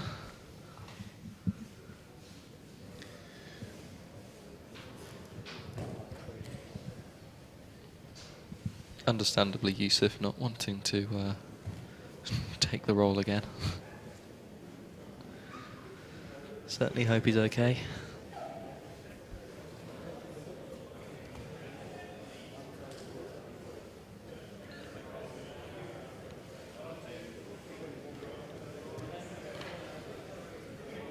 So, you've seen this whole game so far. When we come back from the break, 11 all. We'll have a break now for these players. We'll give both these players a chance to catch their breath again and reset. Who do you think's got the advantage? The mental control, just the coolness. They're both experienced players on the world stage, and you'd expect them both to have it. But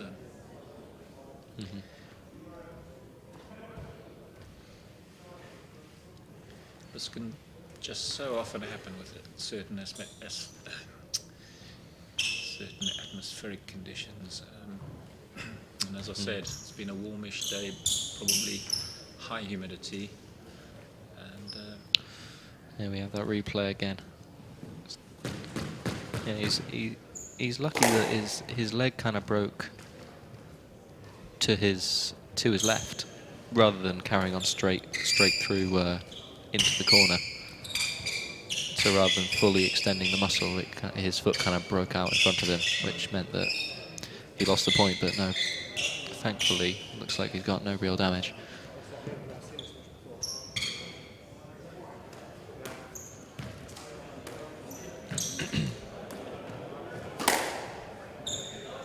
pretty vital stage, really. Yes, it's going to be massive. This break is going to really affect the players. You can see Deck trying to make sure he doesn't lose that mental edge, doesn't forget how to hit the ball.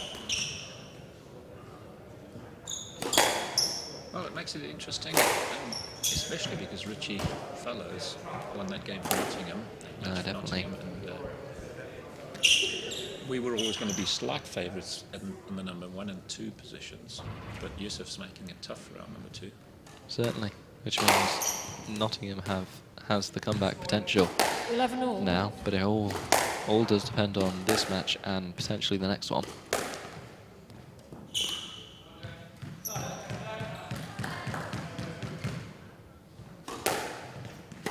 So, underway again, both players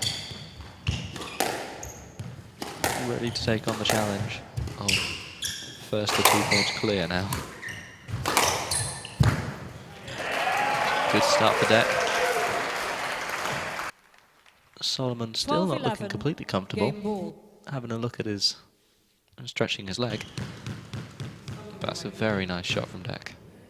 Second bounce right underneath the, right before the sidewall.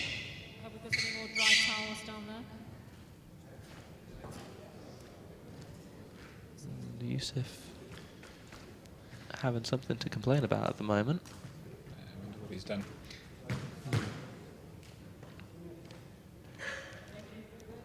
I wonder if he's asking for another court wipe. I know he's playing with his knee, but Are you bleeding, Yusuf? oh, he's bleeding. I see. Informed that he's bleeding, so I believe he's got as long as it takes to stop the bleeding before he comes back on court. Yeah. So another nice break. Mind you. You do have to stop bleeding once and for all. It's not allowed to reoccur Yes. in the same spot. Yeah, just punch someone else in the nose after they've got a bloody knee and claim the game. But now, of course, it was equal going into a long break, but now Deck has a 1 point Game advantage. Well, yeah, game ball to equalise, and of course, equalising is going to be so important for Deck to mount a challenge in this match, rather than going 2-love down. So Yusuf certainly has an uphill struggle coming when he comes back on court again.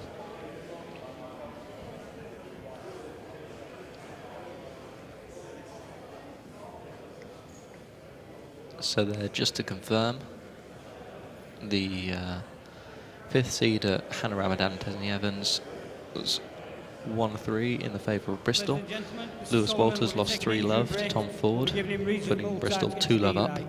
Put some ice on his We had feet. Richie Fallows versus Josh Masters, which was in fact the 3rd string, despite the order, which he won 3-love, which puts Nottingham at 1 point on the board. And now we have Declan against Yusuf Solomon. Solomon being 1 game to love up, but Declan now having game ball in the second.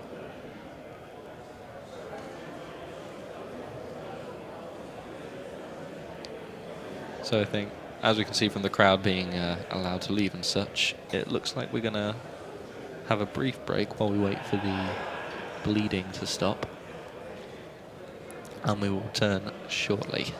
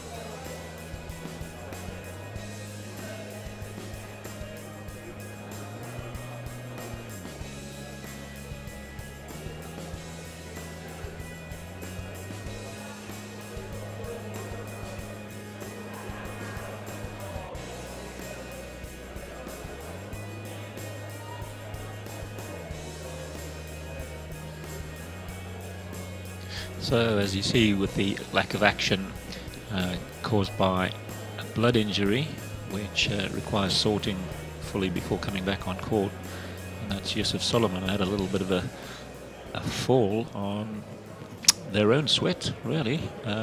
It's one of those days where the humidity conditions slightly warm and a lot of people breathing in and out, and it's very hot for the players, and the water doesn't really dry on the court. If you look down at the back ends of the court, both left and right, you'll see dots on the floor.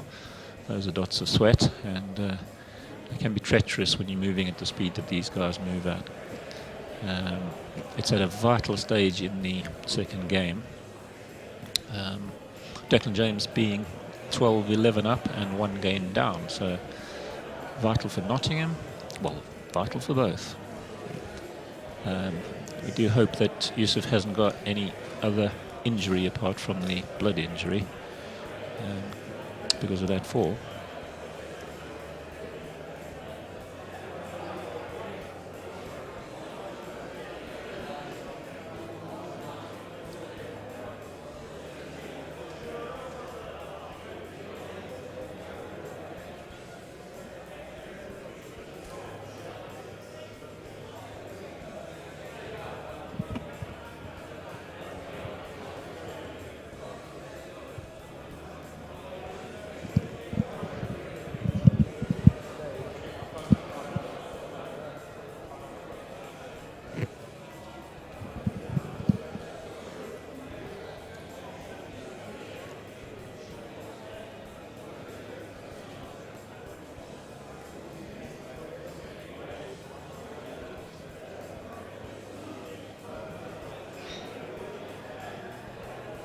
So a lot of the spectators that you see will have enjoyed the extended break, maybe got themselves a fresh pint just to enjoy the last match and a half.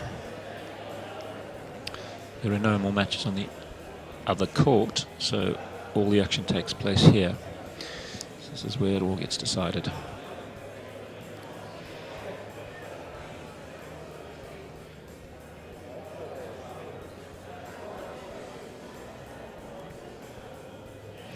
Referee coming up would have just been checking on the state of play with looking after that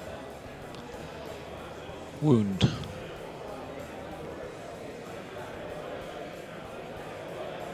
See, in the interest of the playing professional, you get as much time as you need really to get the wound dealt with. There's only one proviso, that if the same wound, whatever bandaging you use, if that comes off and the wound starts to bleed again, then that player is penalised for not looking after that properly. Ladies and gentlemen, Mr. Solomon Sounds harsh, but hoping to be back on court in the next 10 minutes. The announcement of 10 minutes delay.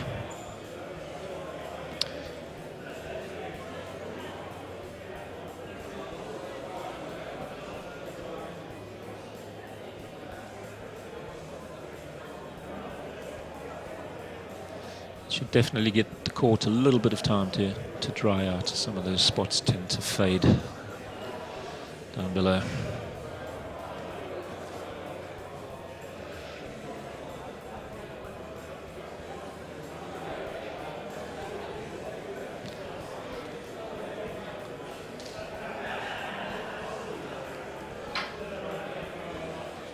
When they get back on court, they will need just to warm that ball up a little bit, just to get it up to playing speed.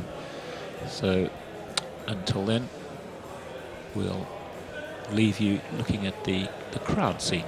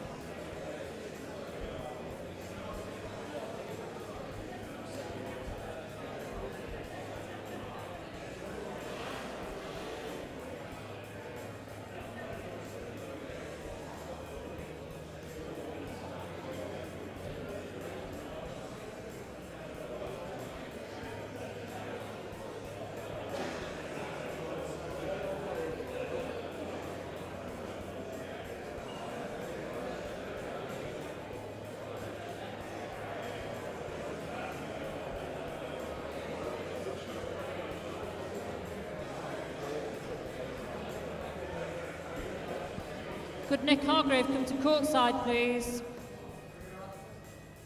Nick.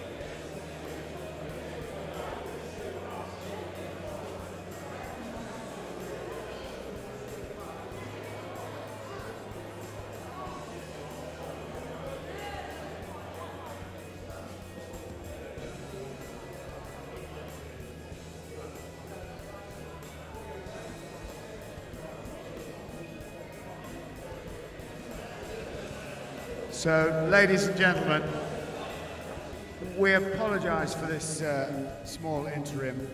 Youssef is struggling. He's being assessed at the moment. He's still hopeful to play, but obviously, you know, he has to be careful, and we're just making absolutely sure that he's going to be okay to continue. We're going to ask for your patience and another 5 minutes, please, but we will have a decision for you soon.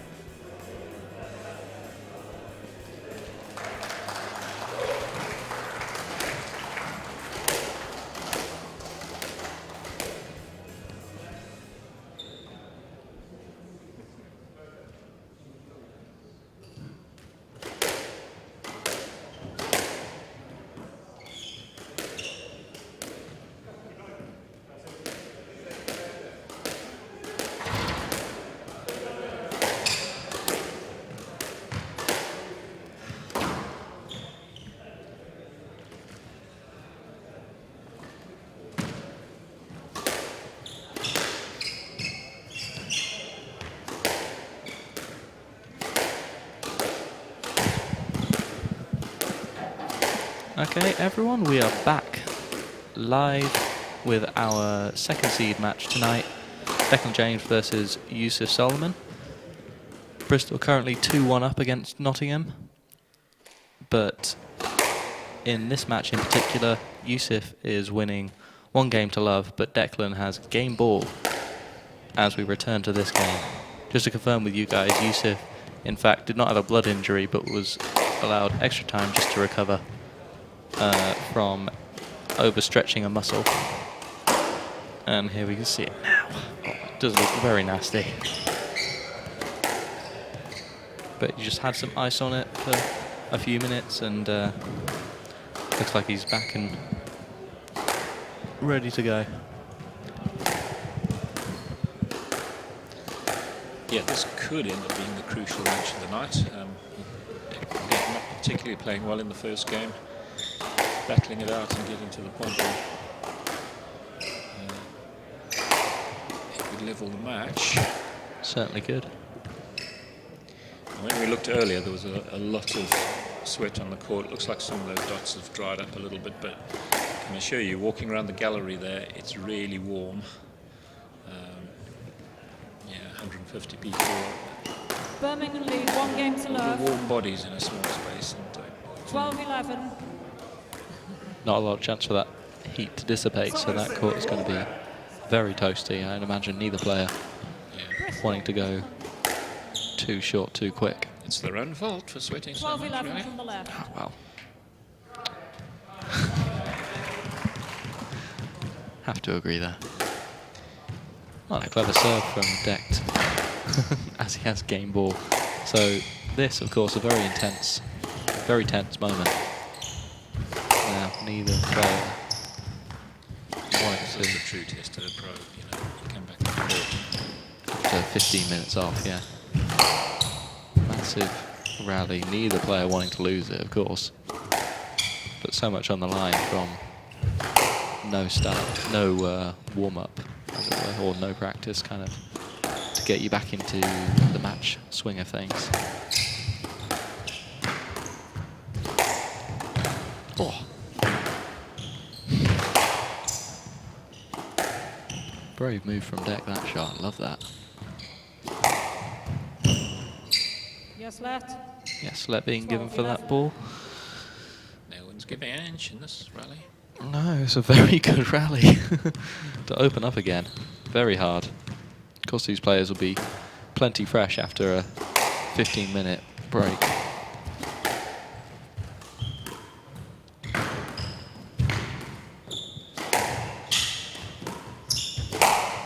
Deck had an opportunity there, but slightly gave it away.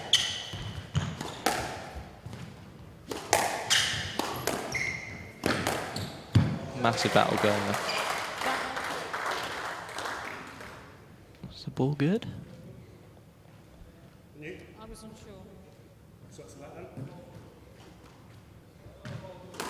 Looked good from my eyes. What do you think, Rich? I think I saw Hand clear down. white 12 all. between the ball and the red line. Yeah. Yeah, ball being deemed as good, so Yusuf Solomon equalises in this game, so back to parity.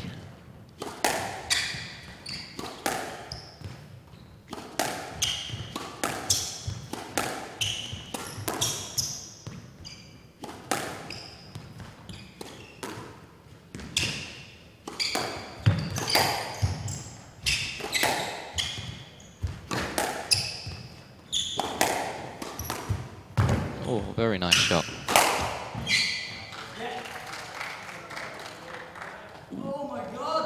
Is that No an left, given? hand out. And no left. 13-12. 13-12. This will be interesting. This is where the referee should see where the ball bounces for the second time. Yeah, you got to question, was he ready to play it? Did he? With the benefit of a replay, let's Yeah. It would be nice to get that again. 13-12 game ball.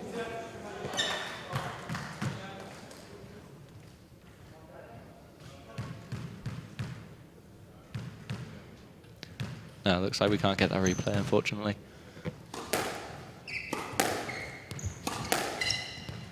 but a very important shot, very brave shot from Deck to finish that rally. But it paid off in the end. Neither player wanted to give an inch, but it looks like 13-12, game ball. let being given.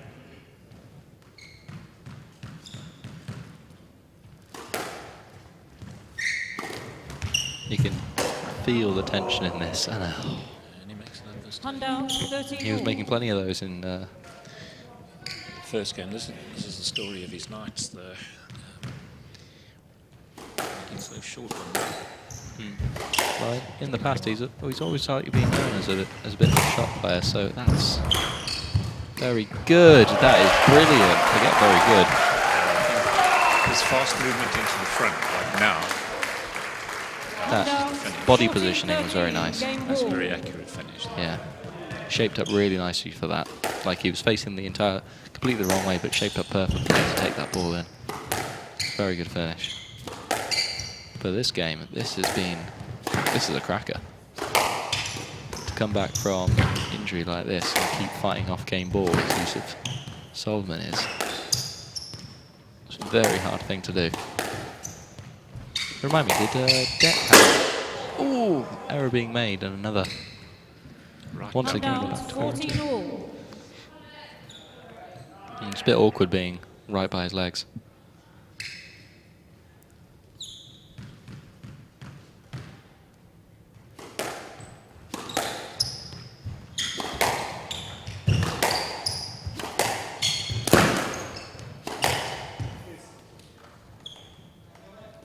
No let, 15-14. Quick kill, Game with a ball. lot of cut on it. It stopped really short. But now he's first off. This is his first. Is this his first game ball? Yeah. So This massive, for 2-love. massive chance. Big decision. Yes let, 15. Yes, let being played. Game ball. Oh, waiting with bated breath. That was close. Yeah. But will he take it? This is first. Oh, it's a great shot. Never mind, he won't take it on his first opportunity. Right, that was good because Hand watch how out, tight the ball 15 all. goes when he hits it down. And he plays it with so much It power. drifts into the sidewall. Look at that. Just at that moment when the opponent gets there. And his body position, the way he played it so fast, meant that it came. Yusuf had to sort of run around his body to get to it, which meant he was so rushed when he got to the ball. And being so tight, difficult to do anything with it.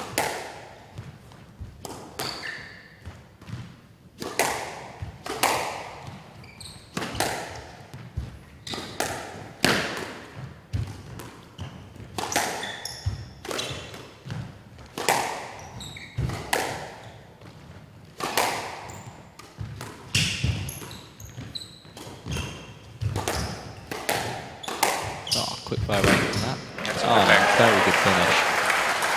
So, 16-15. This game is almost turning into 2. 15. Yeah, Game quick ball. exchange. That's a very good shot. Very good. This one coming full Very hand quick now. fire. This is quick fire. Yes let, 16 all. 16-15. Game ball. So, as we said, about 10 points ago, Who would have thought? massive chance and he squanders it. A night of Hand errors for out, him. 16 all. No kidding. I mean, he's a shot player, so he makes some ridiculous winners sometimes, but not all of them coming off tonight. Very mixed.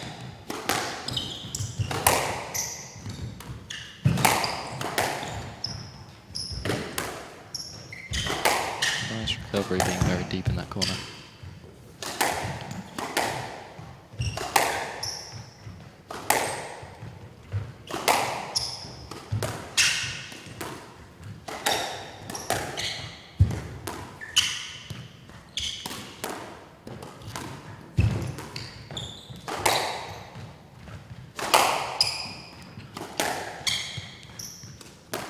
Big rally this.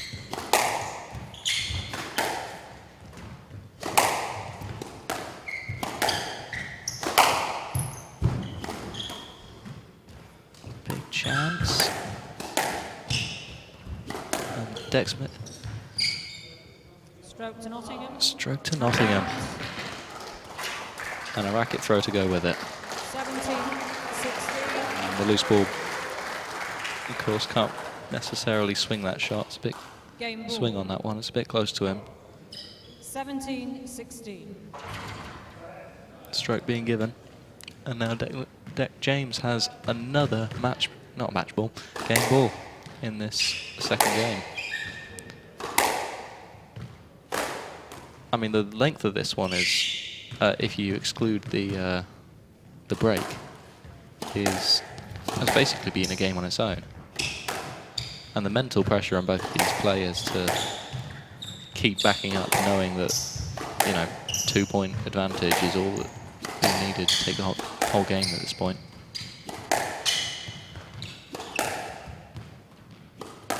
This might be very difficult to come back from, whoever loses it. And as a reminder, of course, Bristol are 2 up, and that is a really good shot from Yusuf Solomon. Handout 17 all. Right on the wall. Yeah. The way it fades onto the side wall, and just as Deck tries to hit it.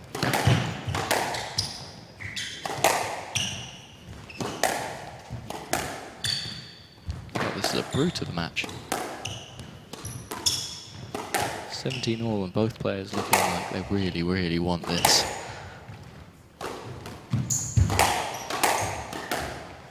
Nice reactions, but there goes the error. And another. How many times, exactly?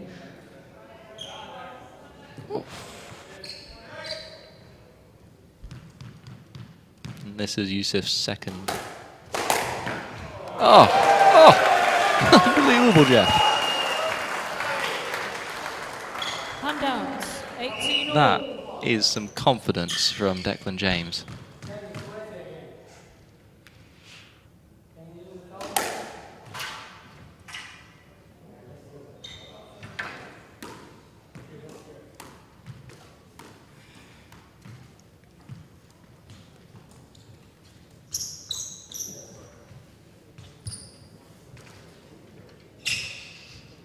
Can we have the door open again, please? Fair enough of Yusuf wanting the floor to be swept again. I don't think anyone wants to see a repeat of that incident from earlier.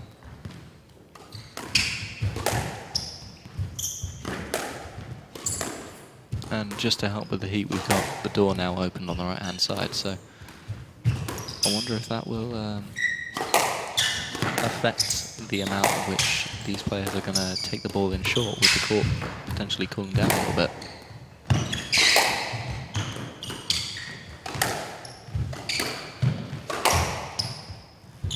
So for any of those who don't know too much about squash, of course, the harder you hit the ball, the warmer it gets. And there is a very fortunate winner from Declan James, rolling out the back nick. Bit of luck. Never hurts, does it? But yes, for any non-squashers players out there, the warmer the court is, the warmer the ball stays, and the warmer the ball is, the bouncier it is. So the riskier it gets to take those balls into the front corners. Because it just gives your opponent more time. Yes, let 19-18. Ooh, and a let ball being given. What would you have done there, Rich? Yeah, let. Left side. Now, the issue isn't really the fact that it's bouncy. That they can cope with. It's just condensation again. So do their best to cool things down.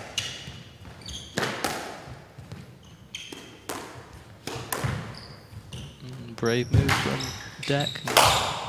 Put him under a lot of pressure this rally.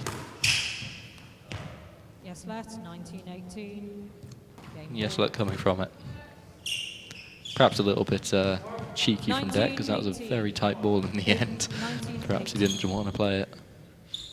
But enough interference in the end. Really high drop shots.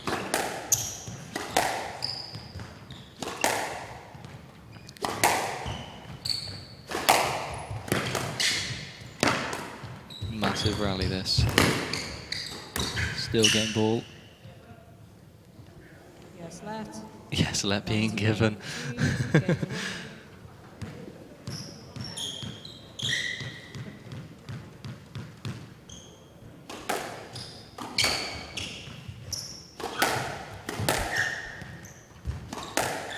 It just looks like Deck is really hunting for this, and Yusuf looks a little bit passive in these rallies.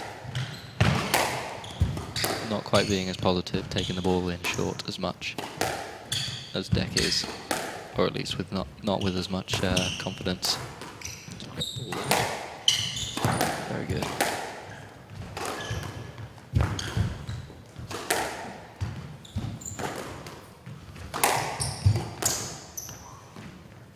This is a knackering rally. Yeah, Yusuf doing quite a lot of work. Yeah, this is such a great match. Stroke. And that is a stroke to Nottingham. Declan James takes the second game and equalises the score 2018. 20 to 18. 1 game all. The score is There you 1 go. game all. Everybody, 2 for the price of 1 that game.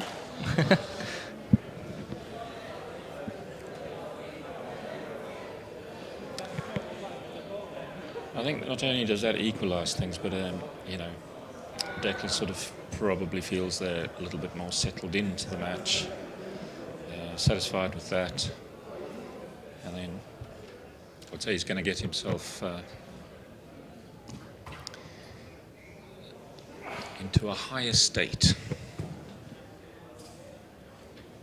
It was a very good match for Deck, eventually closing it out, but very mentally draining for both players, so they'll have to really reset after that, especially after almost completely fighting 2 matches in 1, 2 games in 1.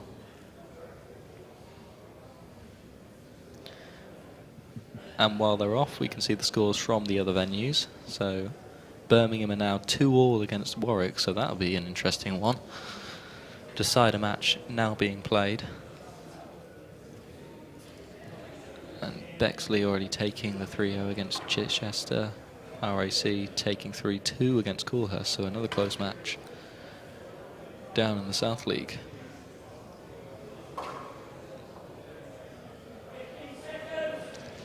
It's a lot tougher north of Watford Gap, isn't it?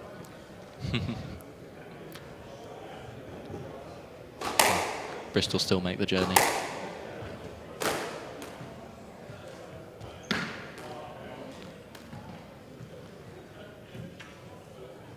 So, scores of 1 game apiece. Now, did I ask you what you think the result's going to be in this one? You didn't, and 1 game all. I think I better get the record of my Nottingham predictions. serve. I think Declan's going Lovell. to take this from here. Oof. 1 love. You got a scoreline for that? I think he'll take the next 2 turns. Okay. 2 turns. 2 love. Haven't seen that from Yusuf at all.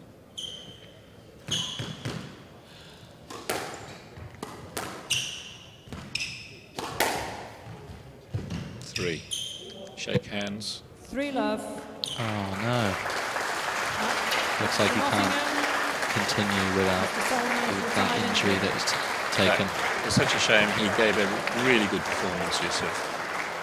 If he'd have taken the second, I think he would have carried on, but that's really upsetting. Really unfortunate for him. Well, just, yeah, as a fellow professional of many years back, just hope he recovers and continues on his progress in the game. Yeah, certainly. Luckily, he was able to compete for that. From a Nottingham position, it's obviously a good result, but not the nicest way to get it. And it brings us to the, probably, as we said early on, the match that we're all really dying to see, and that's number 4 in the world, Nick Matthew. And number 6 in the world, Marwan El Shabaghi. So that should be an absolute belter. And now that it's a decider, all the pressure's on for these two. Yeah, nothing that the 2 of them haven't experienced before. No, but you'll see You'll see they'll both want this. Players should be almost straight out on the court, and all to play for.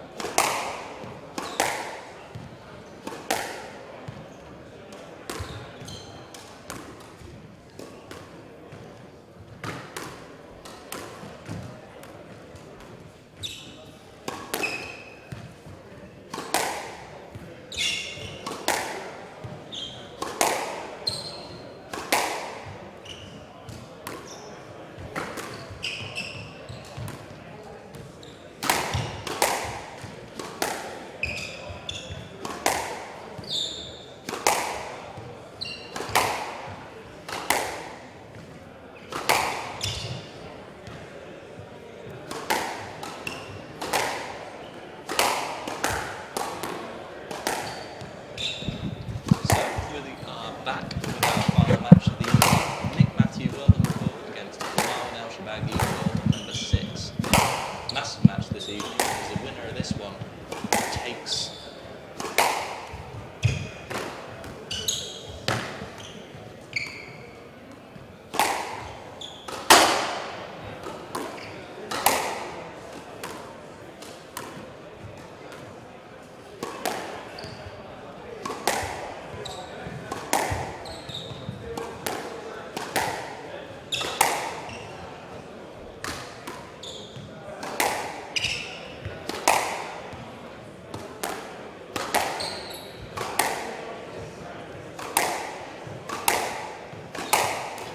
Sorry about that. So, as I was saying, the winner of this one takes the match for the entire fixture.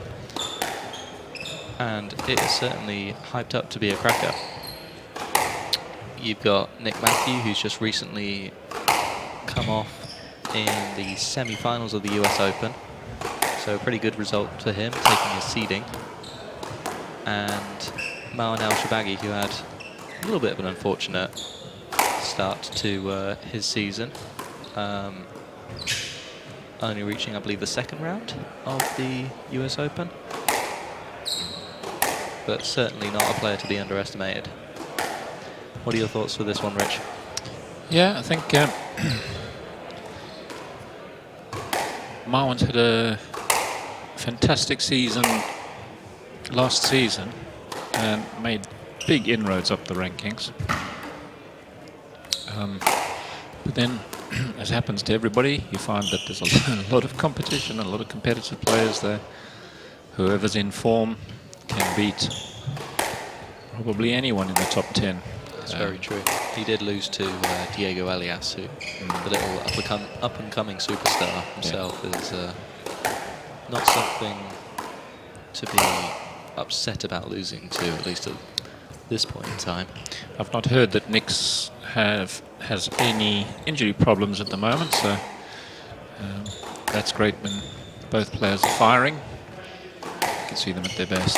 Yeah, certainly good to hear. I saw him warming up in the gym next to us, and he certainly looks ready to go. His pre-match workout is something to be respected. I don't think I could do it as a proper workout, let alone play a game of squash afterwards.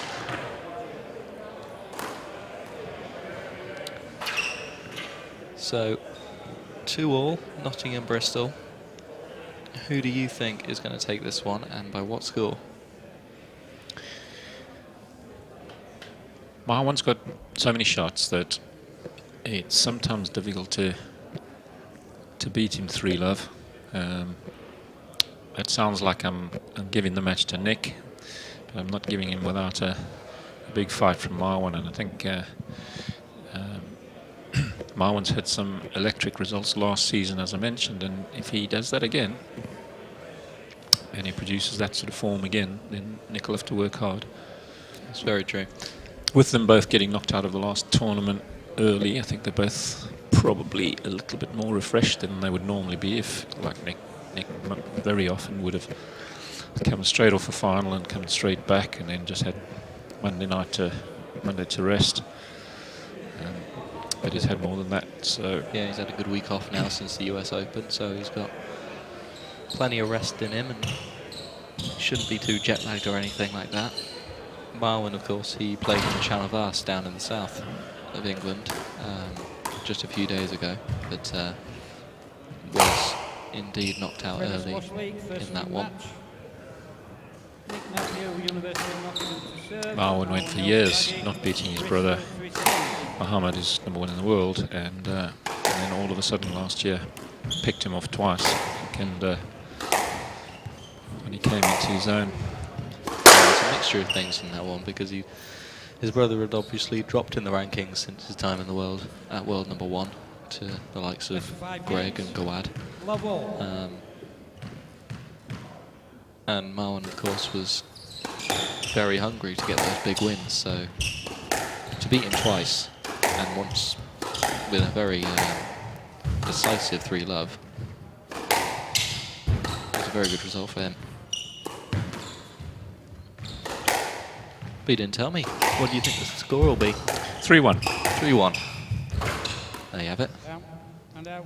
1 love. Heard it here, folks. Heard it here first, folks. Works out, can I?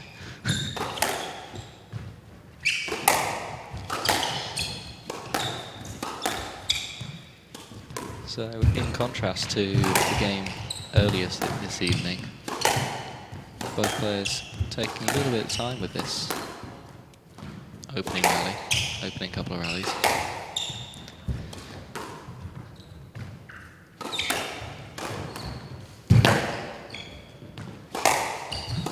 Just trying to show the other that they mean business. And then finally And out. a little error coming from 1-1. Marwin. Yeah. With Nick a bit hopeless in the corner. Yeah. Thing is, even though there might have been a little brushing on the back there, he decided to play the shot, and that's can't have your cake and eat it. Yeah, could have argued he could have stopped and potentially gotten a stroke out of it if the refs were so inclined, but Here's a little coaching thing which tells you a lot about the strength of these top players. If you watch where their hands are, just for that moment, just before they hit the ball, you'll see how low they are. Your average club player thinks that lifting your racket high above your head is how you get a big wallop and win points. Well, it does at the bottom level, but it doesn't at this level. And their hands are right down. what's the reason for that? To get more power, or is it an More accuracy thing? deception. They can get power from. You see where his hand is not. No, that's a mistake. But they don't lift their rackets high above their heads unless. Nice shot from Nick. Give him plenty of chance. And well finished. No mercy. 3-1.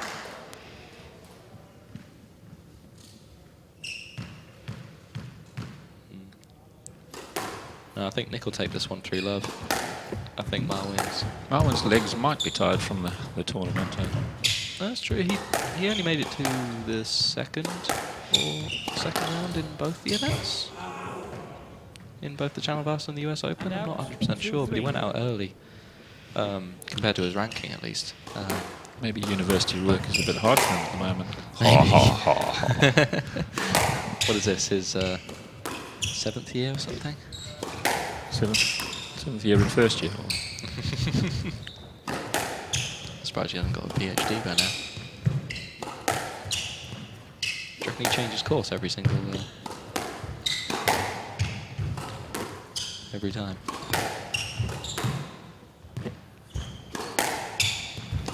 Now this is where we talked about, the bounce of the ball. Now the bounce of the ball could make this match long. Well, we wouldn't want that, would we? Boast. Who do you think that'll favour? The bounce of your ball. Well, it's harder to kill the ball, and Marwin's known skills are the kills and touches into the front. So, yeah, I think it wouldn't be the favourite for Marwin to have to deal with the bouncy ball all the time. Yeah, I agree. But so experienced, and the other thing is that these pros are hitting the ball pretty hard, and so that's why they're used to playing with a bouncy ball. And they can get an amazing amount of touch, even though. Lovely burst from Nick there. No, I agree completely. You've got Nick who, with his age, his ability to have that immediate acceleration into the front corners might not quite be as naturally good as Marwin's at this point in time. And out. 4-all. So there's an error.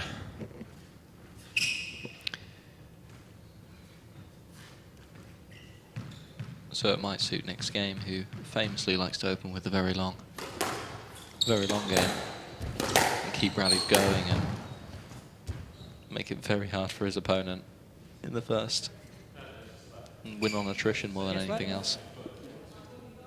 So a bouncier ball might favour him if Marwin can't put those balls away in the front. I just stopped because I stood on his foot before that. It was an accident. Right side, yes, let 4-all. So I think we're 4-all in this game, and we're already longer than the first game in the match between Declan and Yusuf. So these two are both And out. 5-4. keeping up with each other in this game so far. 5-4. As we approach the mid stage, And and that is a lovely winner. Rolling. 5-all. Exactly, not what you'd expect from Nick Matthew. Usually not so aggressive in the front corners, but that's something he's changed about his game. As time's gone on in the last sort of season or so, he's gotten a lot better at being a player of those cross-court volley nicks.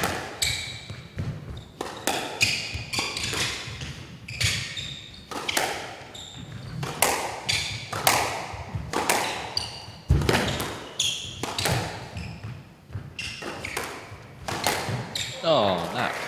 Anything you can do, I can do better. And out. Lovely from Marwin. From high up as well. 6-5. Lovely camera angle for this. And straight roll out the nick. That's a beautiful shot.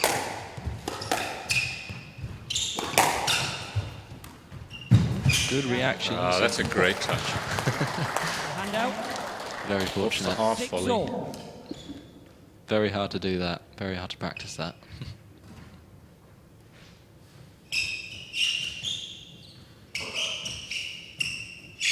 But a great finish. There we are, 6-all in the first.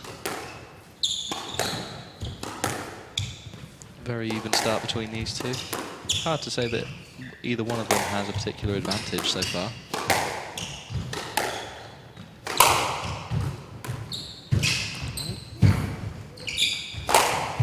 Big chats. Great reaction volley from Nick. That is a very nice touch. Full stretch. Beautiful touch. 7-6. After a bit of a tricky rally as well. To come out with a touch like that on full stretch. And that reaction volley as well. Great effort from Nick.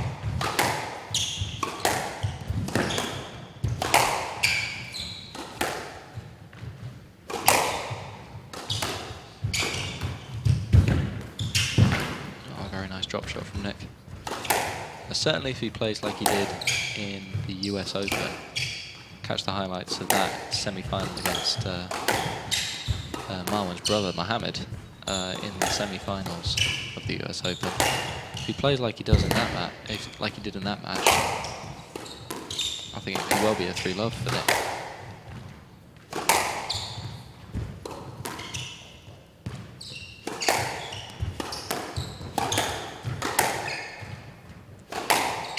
Must be said, Marwin has a massive ability to dig in deep. He proved that against his brother when he beat him 2-all last year.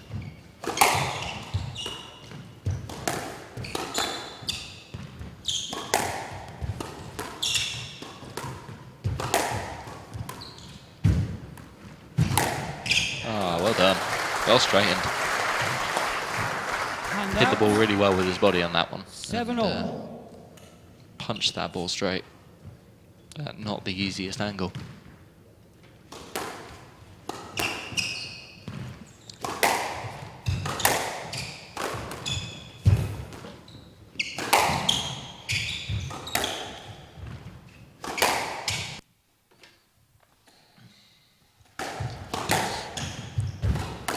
Another long exchange between these two.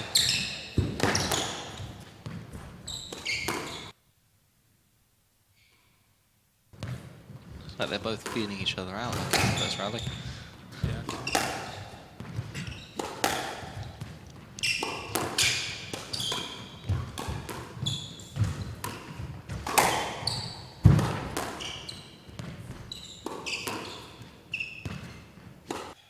So a lot of patience being shown by both of these players in this rally. It's a long one. A lot of patience. And Went just... for a difficult shot there. Yeah, it was a tough one. Tough one to 8-7. deal with. Dropping low and tight to the And side wall. against the side, But he yeah. committed. He committed to the shot when he knew that Nick was buried in the back. And after all of that, probably 40-shot rally results in a tin that he might have gotten away with taking it to the back. But on it goes, 8-7. See, Marwan's trying to inject pace. You can see Nick using the throwing up high a little bit more often than Marwan. Do it there just to annoy me, but And Nick Matthew, usually 8 a little all. bit stingy with errors, just making one there.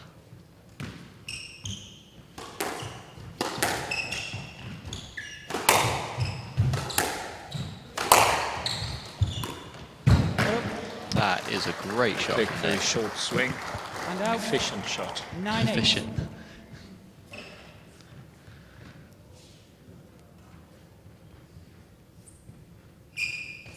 Definitely efficient in the sense that it won the rally. Shortened the game time.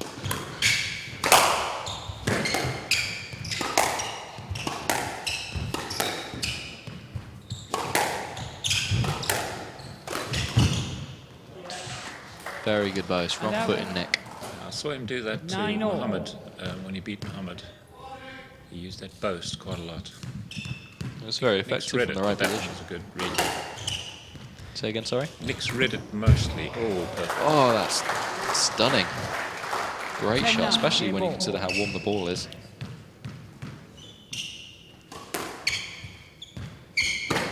So accurate from Marwan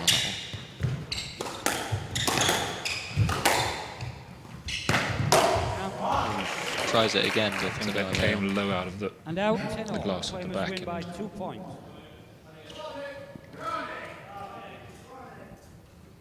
local spectators getting involved. Yeah, a lot of commitment for their athlete who new to the side last season.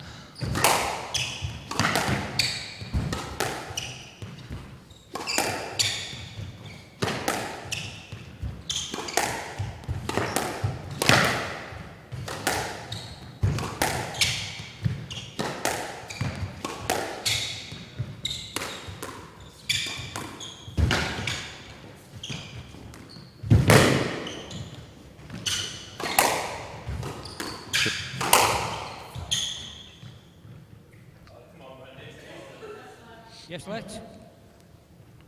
10 all. So 10-all. Where to win by 2 clear points. Right side. They're starting to get into that range of being quite a long opening game. Played in a good spirit. They're having a little laugh and joke about who's fast enough to get to what. 10 After all. that left decision. I don't think there are many balls that these players would just give up without asking for a let. Both of them extremely quick. And you have to be at this level. Might be 37 years of age, Nick Matthew, but he trains harder than the most of them.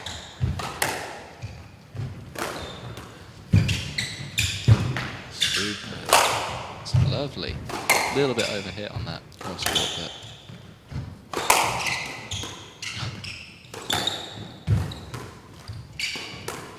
great use of the lob to get him out of trouble twice in a row. And just snatched to that one. And out. Annoyed with himself. 11-10. Game Oh, ball. you might be right about the one game to Marwan, and I might be about to eat my words. Game ball.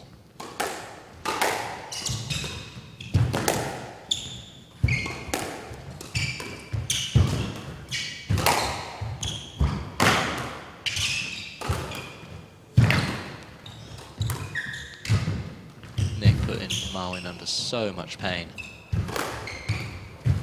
Oh, what a rally. That was fantastic. So much. A lot of open play, but so controlled from Nick Matthew. And out. Yeah, you could not predict 11 that. all. And there's Marwin running back to Bristol.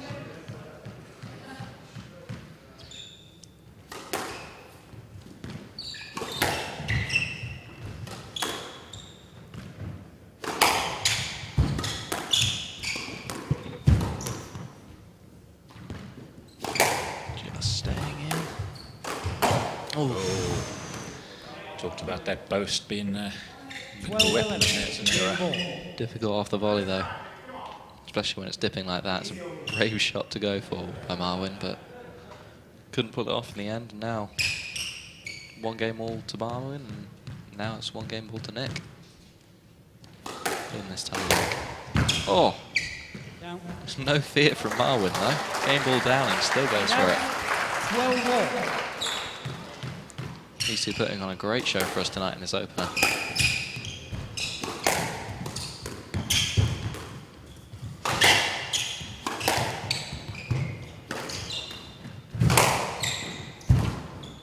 Good recovery, but big chance. It's a lovely long cross-court. Very well placed. He shaped up for the Very well Game placed. ball. shaped up like he was going to go for a cross-court nick attempt, but then punched to the back and it put Nick under too much pressure, and that is a lovely drop shot, but just wide enough to give him the space.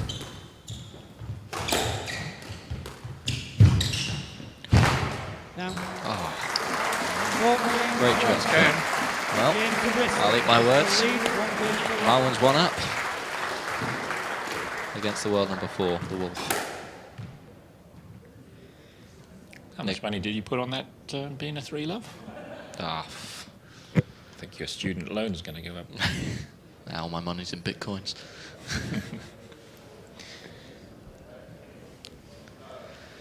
Nick Matthew just asking for the court to be wiped again. You can see the sweat droplets on court.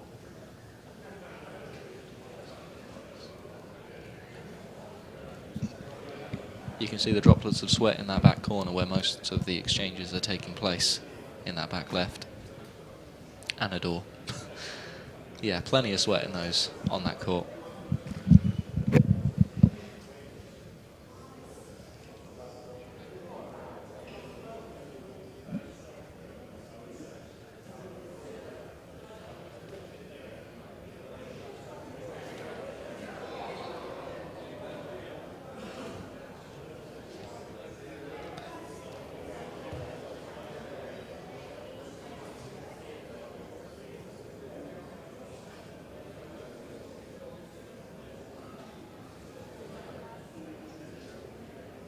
So, Birmingham-Warwick still locked in battle.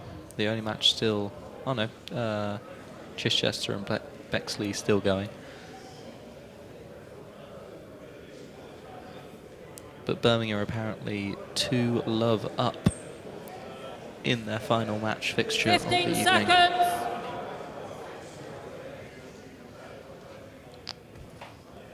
So will they be able to... Will Warwick be able to get a comeback? And will the local, well, not so local, but the man for Nottingham, Nick Matthew, will he be able to come back from the 1-love deficit and take the match?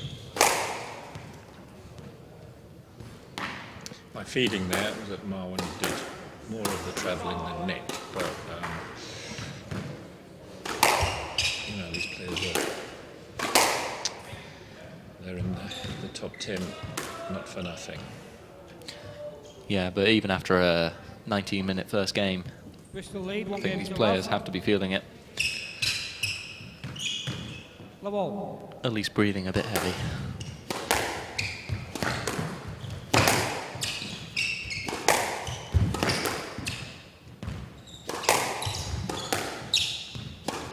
It's a lovely camera angle, this. So much of the play coming down that backhand corner, backhand wall. And a Great tight tight ball. Yeah, tight ball being squeezed. Very good shot. Love.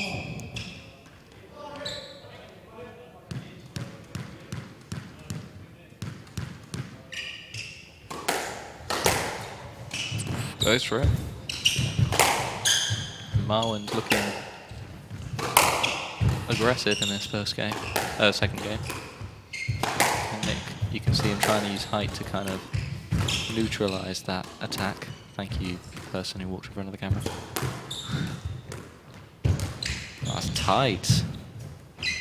Difficult. What is gonna 3 in a row? What a rally!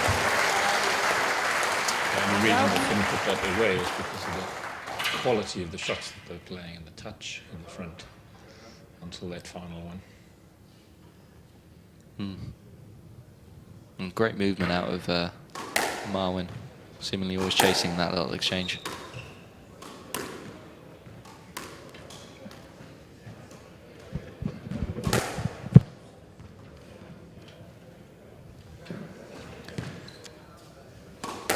He's going to get his 5-iron.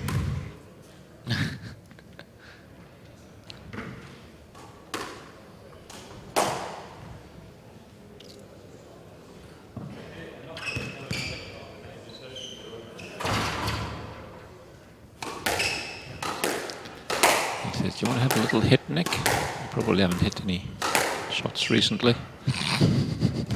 And out, 1-all. It's very generous, letting his opponent getting some practice in mid-match.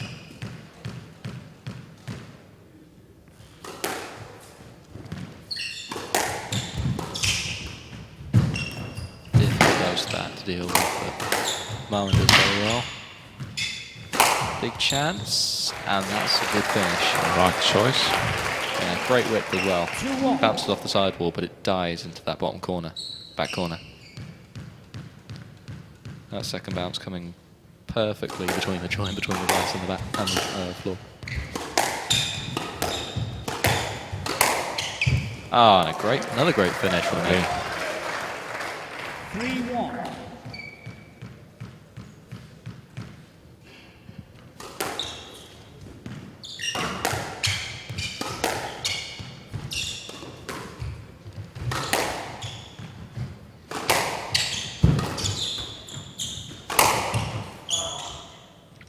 Decision. 3-1. Just a let being given. Just a let. I don't know, I reckon he can get that cross court and... Well, I reckon he could have hit it cross court, but I think Marwin might just have been in the way. I've seen him good for that. I have. Down. 10. And out. 2-3. Necessary error coming from Nick there. Didn't need to force a burst.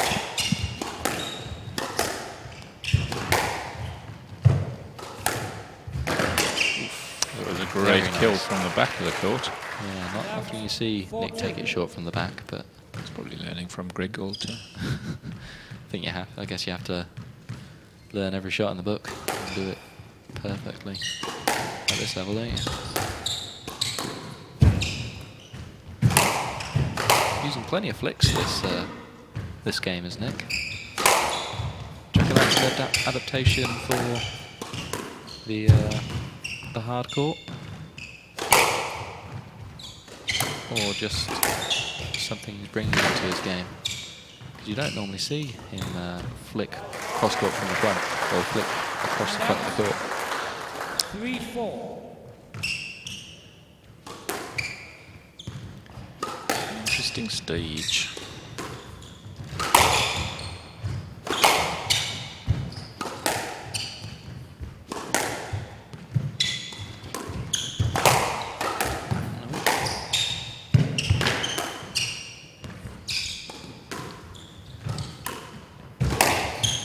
Straight in from Marwin. Well lifted, Oh, and that's like brilliant. Perfect float. 5-3. Nick doesn't look like too happy about it though.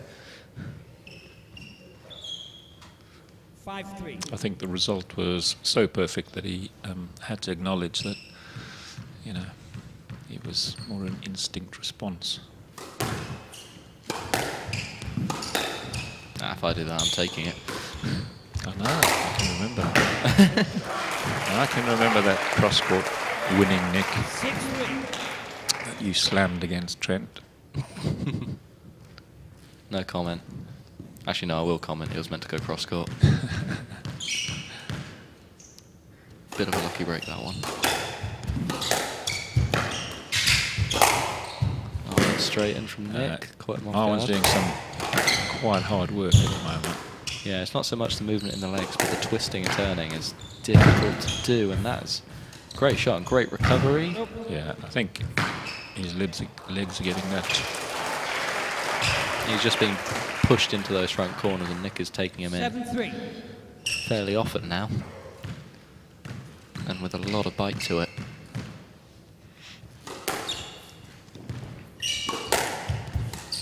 Out. And out. Cheap. 4-7. It's a tactic he's got to use, is the height, to try and neutralise the attacking ability of Marwan, but Another good shot from Nick. And out. The pressure down the wall was really good.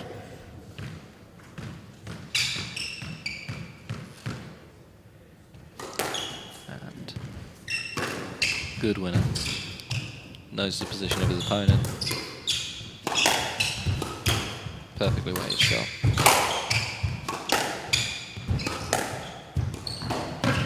Oh, mistake. Yeah. 9-4. There's signs of tiredness, because I thought after that first game that he'd done just a bit more work than Nick. Yeah, and Nick needed to make that happen though, as well. Nick's keeping this very hard, accelerated pace going, and Absolutely, and you got to say he's more often getting the dominant position on the tee. yeah. Looks like Marwan is moving more. And the thing is with Marwan though, those kind of that's nice. Those kind of shots that he tried earlier, like that flick across the front of the court. Oof, that's a great shot. That's good. But Pure just skill, like that shot of the previous rally where he tried to flick it cross court and it just hit the tin. Similar case to that one. He doesn't play with much of a margin for error. Much of a Marwan for error. Another 10. And out. Another one. Giving him away. 10-5. Game ball. And now Nick Matthew has game ball. So tiredness creeping in. After that long first game. Perhaps Marwan's summer training wasn't as... Oh, Yeah. Look at that. he hit a few good shots there, Nick. And Famous for his ability to lob to perfection. That is a fitting way for that game to end. definitely signs of tiredness from Marwan. Do you think that's just in the shot selection, or do you think his movement looks...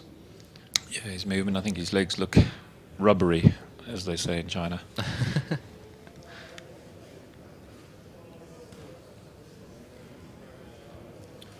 So, just to update, it looks like Birmingham took that game 3-0 and beat Warwick 3-2 overall.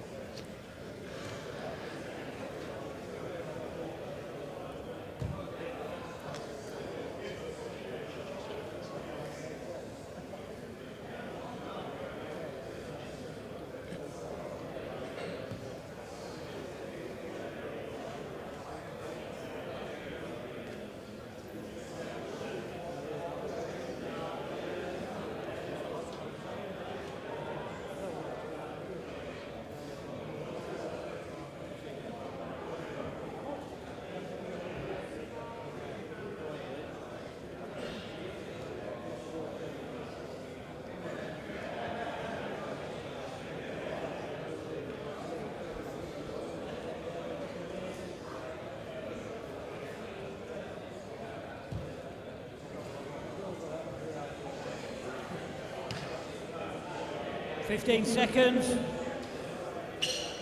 They don't seem to be having too much problem with the court, as Yusuf and Dek had, which is a good thing. Thankfully not. It looks like we're taking a bit better care of the court this time. More helpers offering up their time to come on court and try out. No one wants to see an accident like the one we saw earlier. One game ball. Which, if you're just joining us, did Nottingham to serve. in the end force a retirement of Yusuf Solomon against Declan James, and brought us to where we are now, where the score is currently tied 2 games all in terms of overall matches. And in this one, we're about to start the 3rd.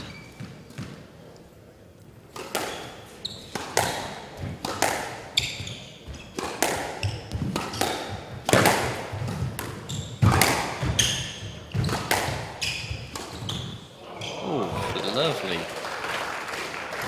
And out with love. Wrong footing of Nick right there. It's a brave shot. Once again, Omar is in for error from Marwin.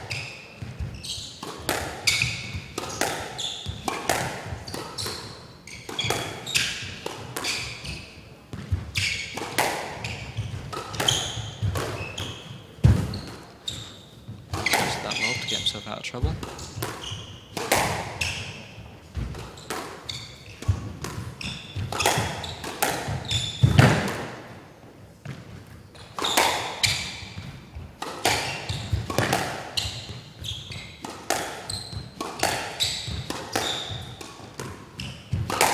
Another very hard rally at the beginning of this 3rd. Both players looking to prove that they've got all the energy in the world for this one. But that is a lovely shot from Marwin, and I don't think he's going to get a let for that. 2 love.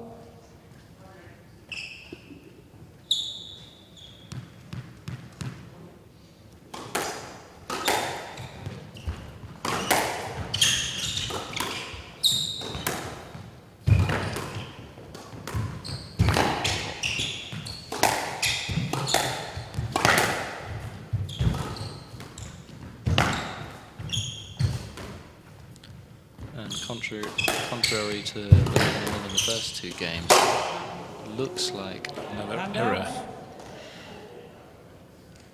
Another error from Marwin, but it does look like... Oh, Dragonfly on court. That's interesting.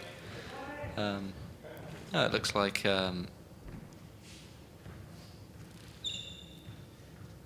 the beginning of this 3rd game, Marwin is moving Nick a little bit more than the other way around, which is exactly what Doctor ordered for Marwin. And there you go, a horrible lunge back to make for Nick. Seems to take it in his stride there. Yeah.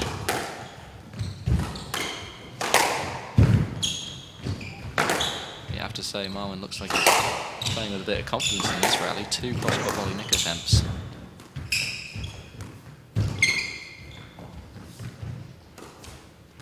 It's a very accurate shot playing. It's a stunning rally, this.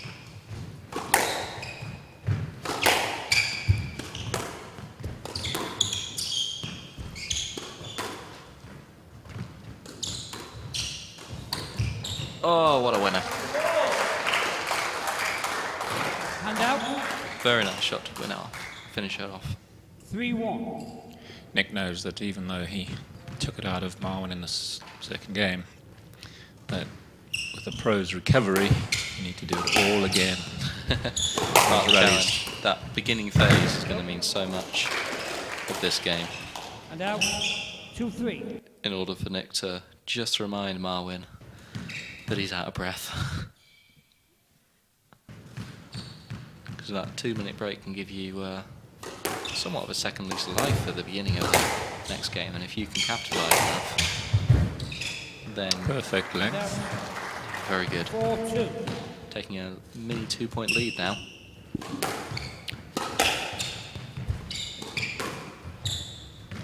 So while he might seem more tired than Nick, if he can get a decent lead at the beginning of this 3rd, it might just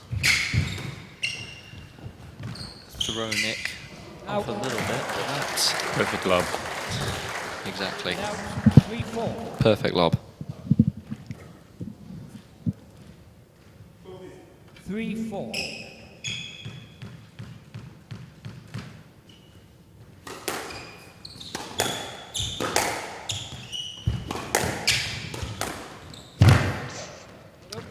Yes. I thought he got it.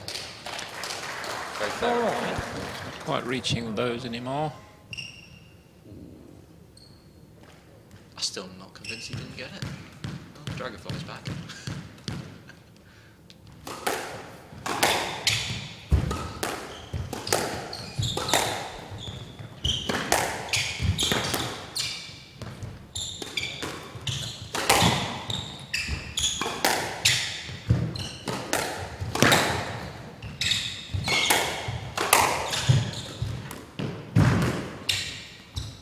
Great get from Marwin. And the error squeezed. 5-4. Well, if history's going to repeat itself, the last time, the first game, it followed this type of scoreline, very close towards the next stage.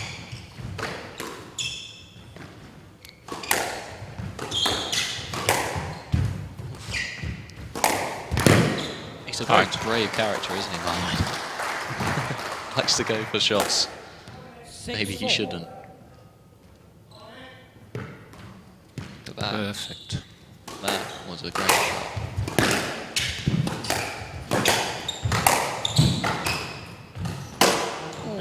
Bad error. 7-4. Difficult.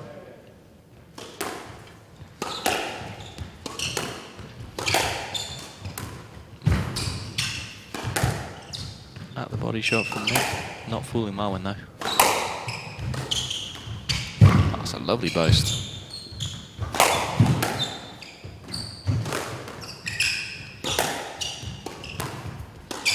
Ooh, just making the error. Oh, roll reversal in the second game. Errors coming from Nick. Maybe he's showing his own tiredness. Not so much in the movement, but in the shot choice and error count certainly is.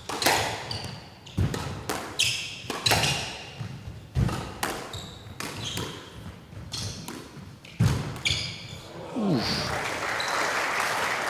And that was a very deceptive shot from Marwin. Right. Difficult to recover from this, I must say. No. 9-4. Looks like we're both going to be scuppered on our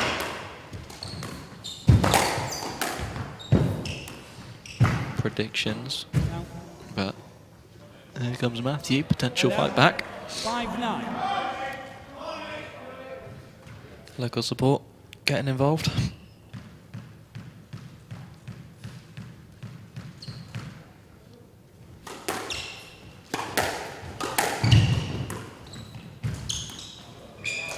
And there's another one. Marwin choosing to guess that shot was going to go cross court rather than electing to wait until the shot was played, so another potential sign of tiredness.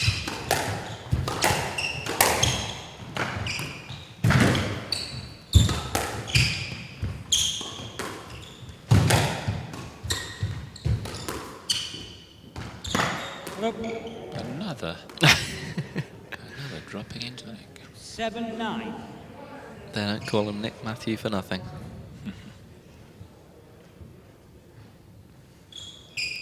Love the use of that slow motion camera.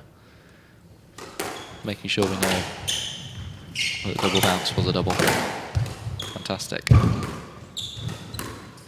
That's a lovely shot. A working shot. Well taken by Nick. Very well taken. 8-9. Really forced Marwin out of position for that, and that deep lunge come from Marwin and resulting in nothing. And now look at this. That is a run of 4 points in a row, and Nick Matthew looks right back in this game.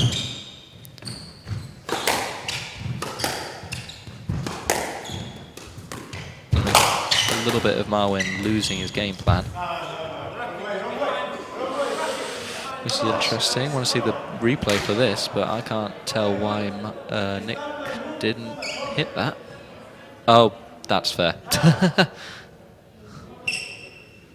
Yeah, I think it's fair to give a let for that.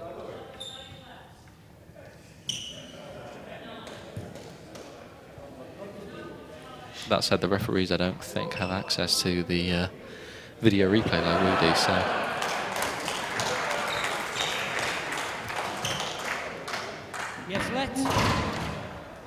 let ball being played anyway, so I think the right decision being played. Rich?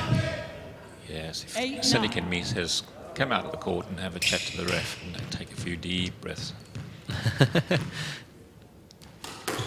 Yeah, just time to reset after losing 4 points in a row for Marwin. But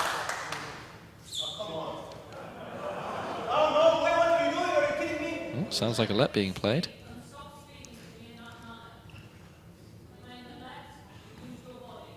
Yes, let. 8-9. It looked a little bit of a soft let, I think. A bit of a benefit there. Yeah, could have To Nick's. potentially played it.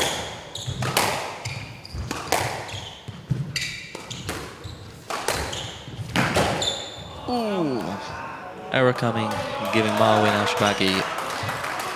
And that's about his 4th error in this game, which 10-8. Game ball. There's a lot to give someone who's world number 6 and still take the whole game. tight ball.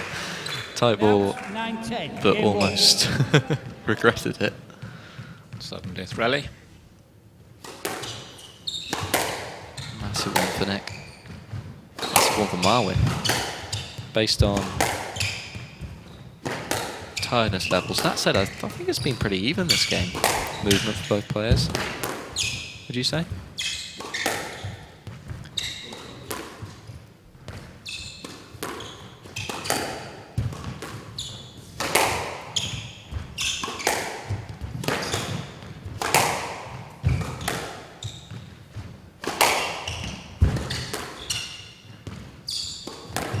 Ooh, that's really nice shot. Just gets the recovery, just Nick.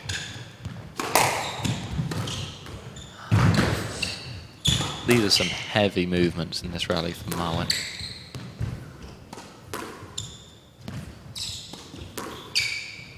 Both players wanting to just take a little bit of time to recover playing those lobs.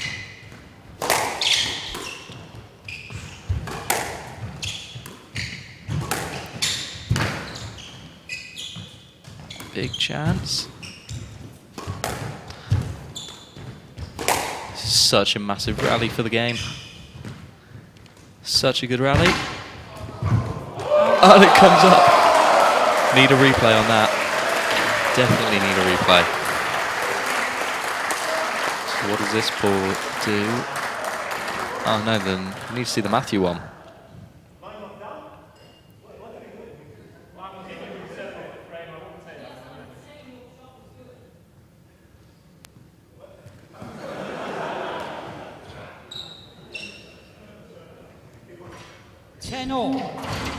Looks like Matthew gets the point.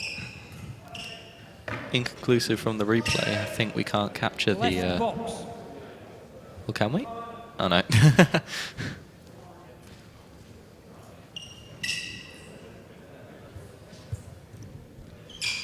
10-0. Well, Nick Matthew will be happy about that, giving himself a lifeline and bringing it to 10-all.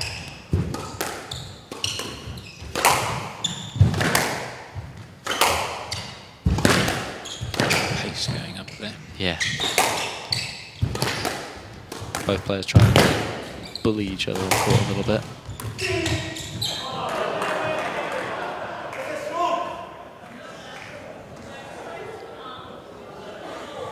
So it looks like a no-let's being given. No let. No-let being given. So Nick comes back from the dead. 8-10 down now. Game ball at 11-10. No let. 11-10. Game ball.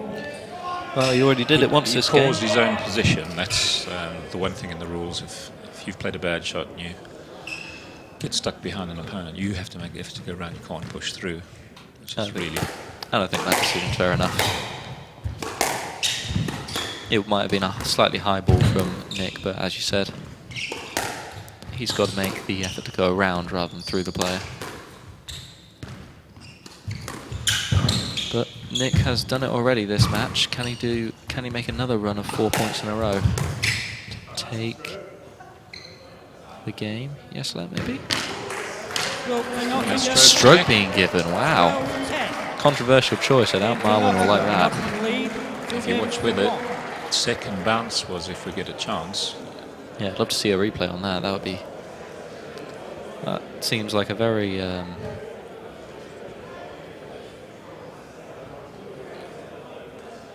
So I think we're just going to see the whole rally on this one.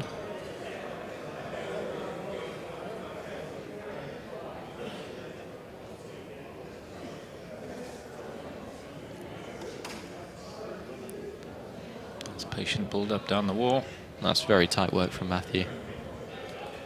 I love it when you can see a lob that goes that tight and that accurate.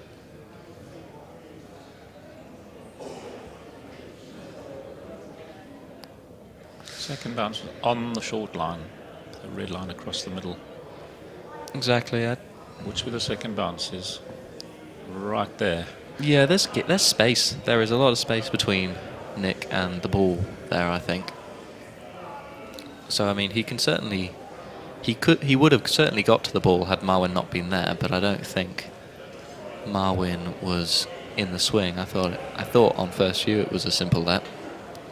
You do have to realise though that at pro level you get pro marking, so you get penalised for more slight things. You're slightly in the way, then you get penalised. You'd have to be very brave or very careful in the front corner. And then we see Chichester has taken one game against Bexley, but Bexley has taken the other 4, so they win that match. And Nottingham v Bristol is the only one still going. 15 seconds.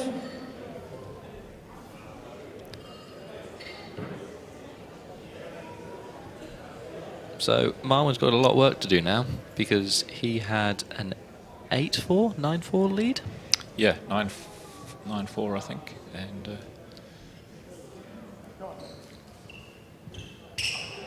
which means, of course, to take a loss after you've gone 8-4 up is a difficult thing to come back from. the other pros always say that you don't beat Nick until you've beaten him. You know what that means, really. It's every single rally he will fight for. Won't give it to you. Perhaps a little bit of complacency, a little bit of luck, and So it's 2-1, and my prediction, I'm not risking my pension, definitely not. yeah, Marwin certainly has the ability to take another game. But you got to say, it looks slightly in Nick's favour given the journey of that second rather. You have to cut out some of those errors. He's made his first error already. Yeah, it's a 100% record this game. It's not good.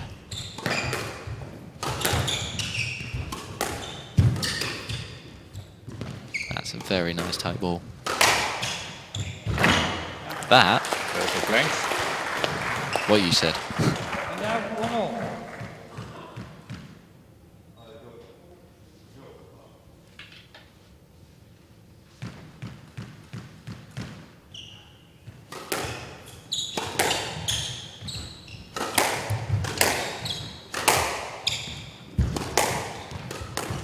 Ooh, that is very sly. Spot on timing. 2-1. Half volley. Which is just biting down into the half volley. Yeah, see that ball's still rising as he strikes it. Taking it very early. And making great use of the loose ball. Ooh, but that is very cheeky. And out. Very well done from Marwin. So, not entirely disheartened as we enter this first beginning section of this game. Here's Marwin after that loss. It's left 2-all. Certainly still fighting. Although that was not what the doctor ordered.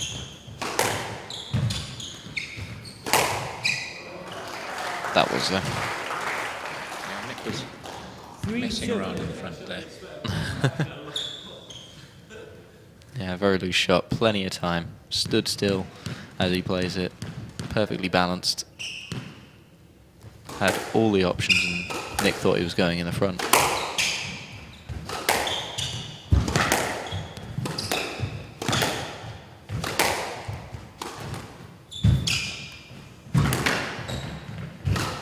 Nice get out of jail from Marwin. He's got Nick on the run doing court sprints, but that is... I didn't even see what happened. Volley. Did he floor it? No. Oh, he got her up. Oh, very good shot. Wrong-footed perfectly. That was great.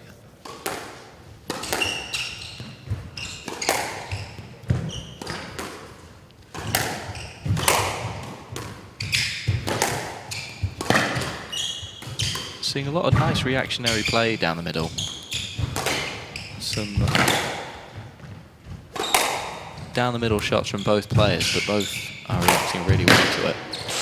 And that is the exact opposite. Perfect width, very wide. You see how wide on this shot. He goes.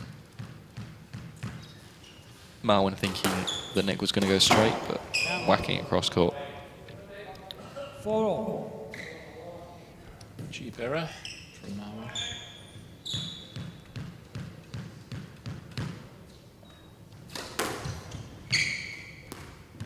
Yes, let. 4-all. I think Marwin wanted a stroke there.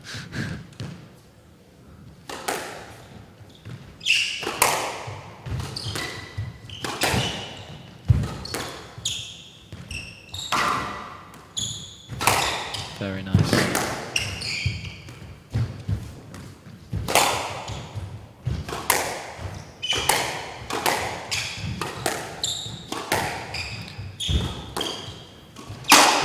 Oh, that's unfortunate. Tight shot from Nick. 5-4.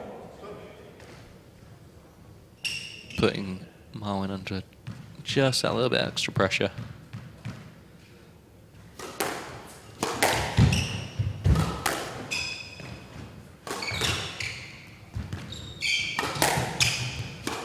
Very nice use of the cross-court lob there from Marwin. Don't see him use that very often. He's quite an aggressive player, so... And scraped. Scraped a cheeky one. Can't teach that. 5-all. Nick not looking very happy about it. 5-all. And look at this. I can do that. On a good day. Bit of luck not hurting Marwin at all as we draw 5-all. Reaching the midpoint of this game. Well straightened from Marwin. And now he's got... Well, he had a lot of power in that rally right then, but Nick neutralising really well with the use of the lob.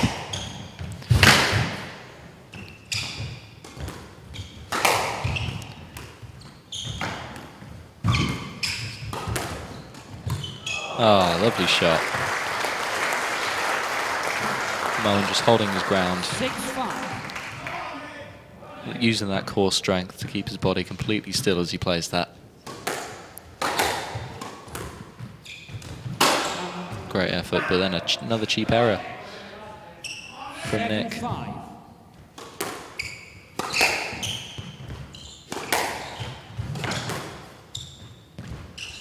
Another great lob from Nick.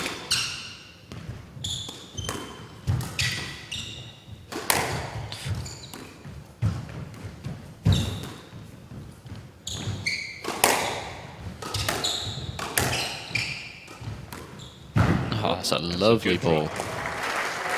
Lovely drop. And you needed that, Nick. And out. 6-7. Can't really afford to go down 8-5 at this stage in the fourth game. Vital that he got that. Bringing himself within 1 point.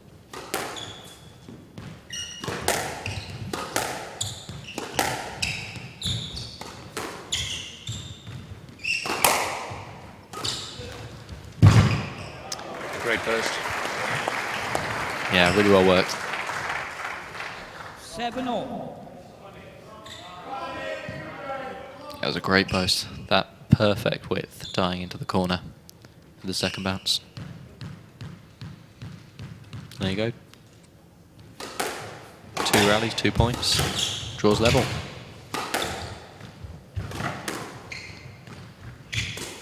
Marwin's got to make a big push if he wants to win this match now.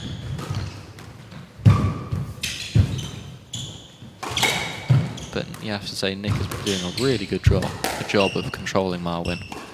Every time Marwin goes into the front, and the use of the lob from Nick, just like that, is a very difficult thing for Marwin to contend with, to keep Nick on the move. Oh, cheeky. How do you get that cross court? Ooh. And he wanted that. Lost a bit of patience there. It was a great rally, that. He had to pull it from behind him too much. I think he's just got the timing wrong there. Not by much. Not by much.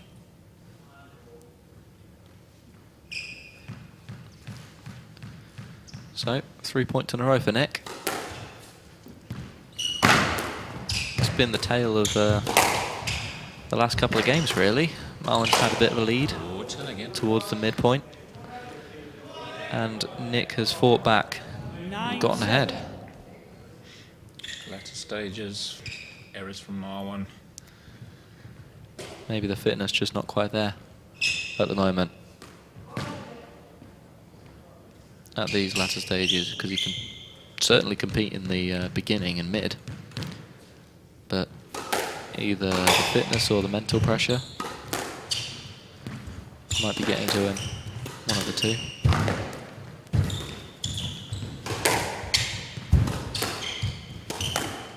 That's a lovely shot.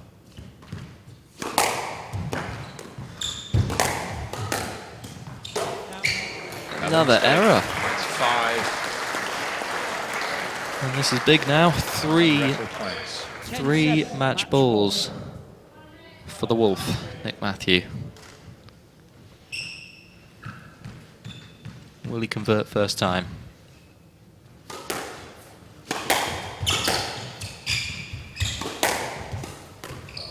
Nottingham do it. Nottingham win 3-2. And Nick Matthew takes out Marwan El-Shabaghi 3-1. With a fantastic drop shot on the volley to finish. 10, 11, 7.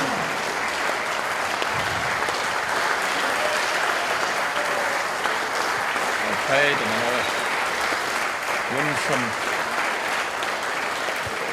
our 16-17 champions.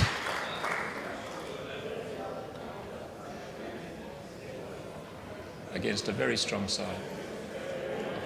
So, the overall match, Nottingham versus Bristol. Hannah Ramadan loses 3-1 against Tesney Evans. Lewis Walters loses 0-3 against Tom Ford. Declan James takes a retirement from Yusuf Solomon at 2-1 up.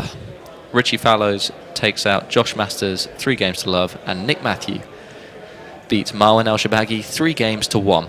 Thank you for joining us this evening at the University Nottingham and Nottingham Squash Club PSL fixture against UE Elite Squash Bristol. Next time we'll be live in November, I believe. So join us next time on the PSL. Thank you.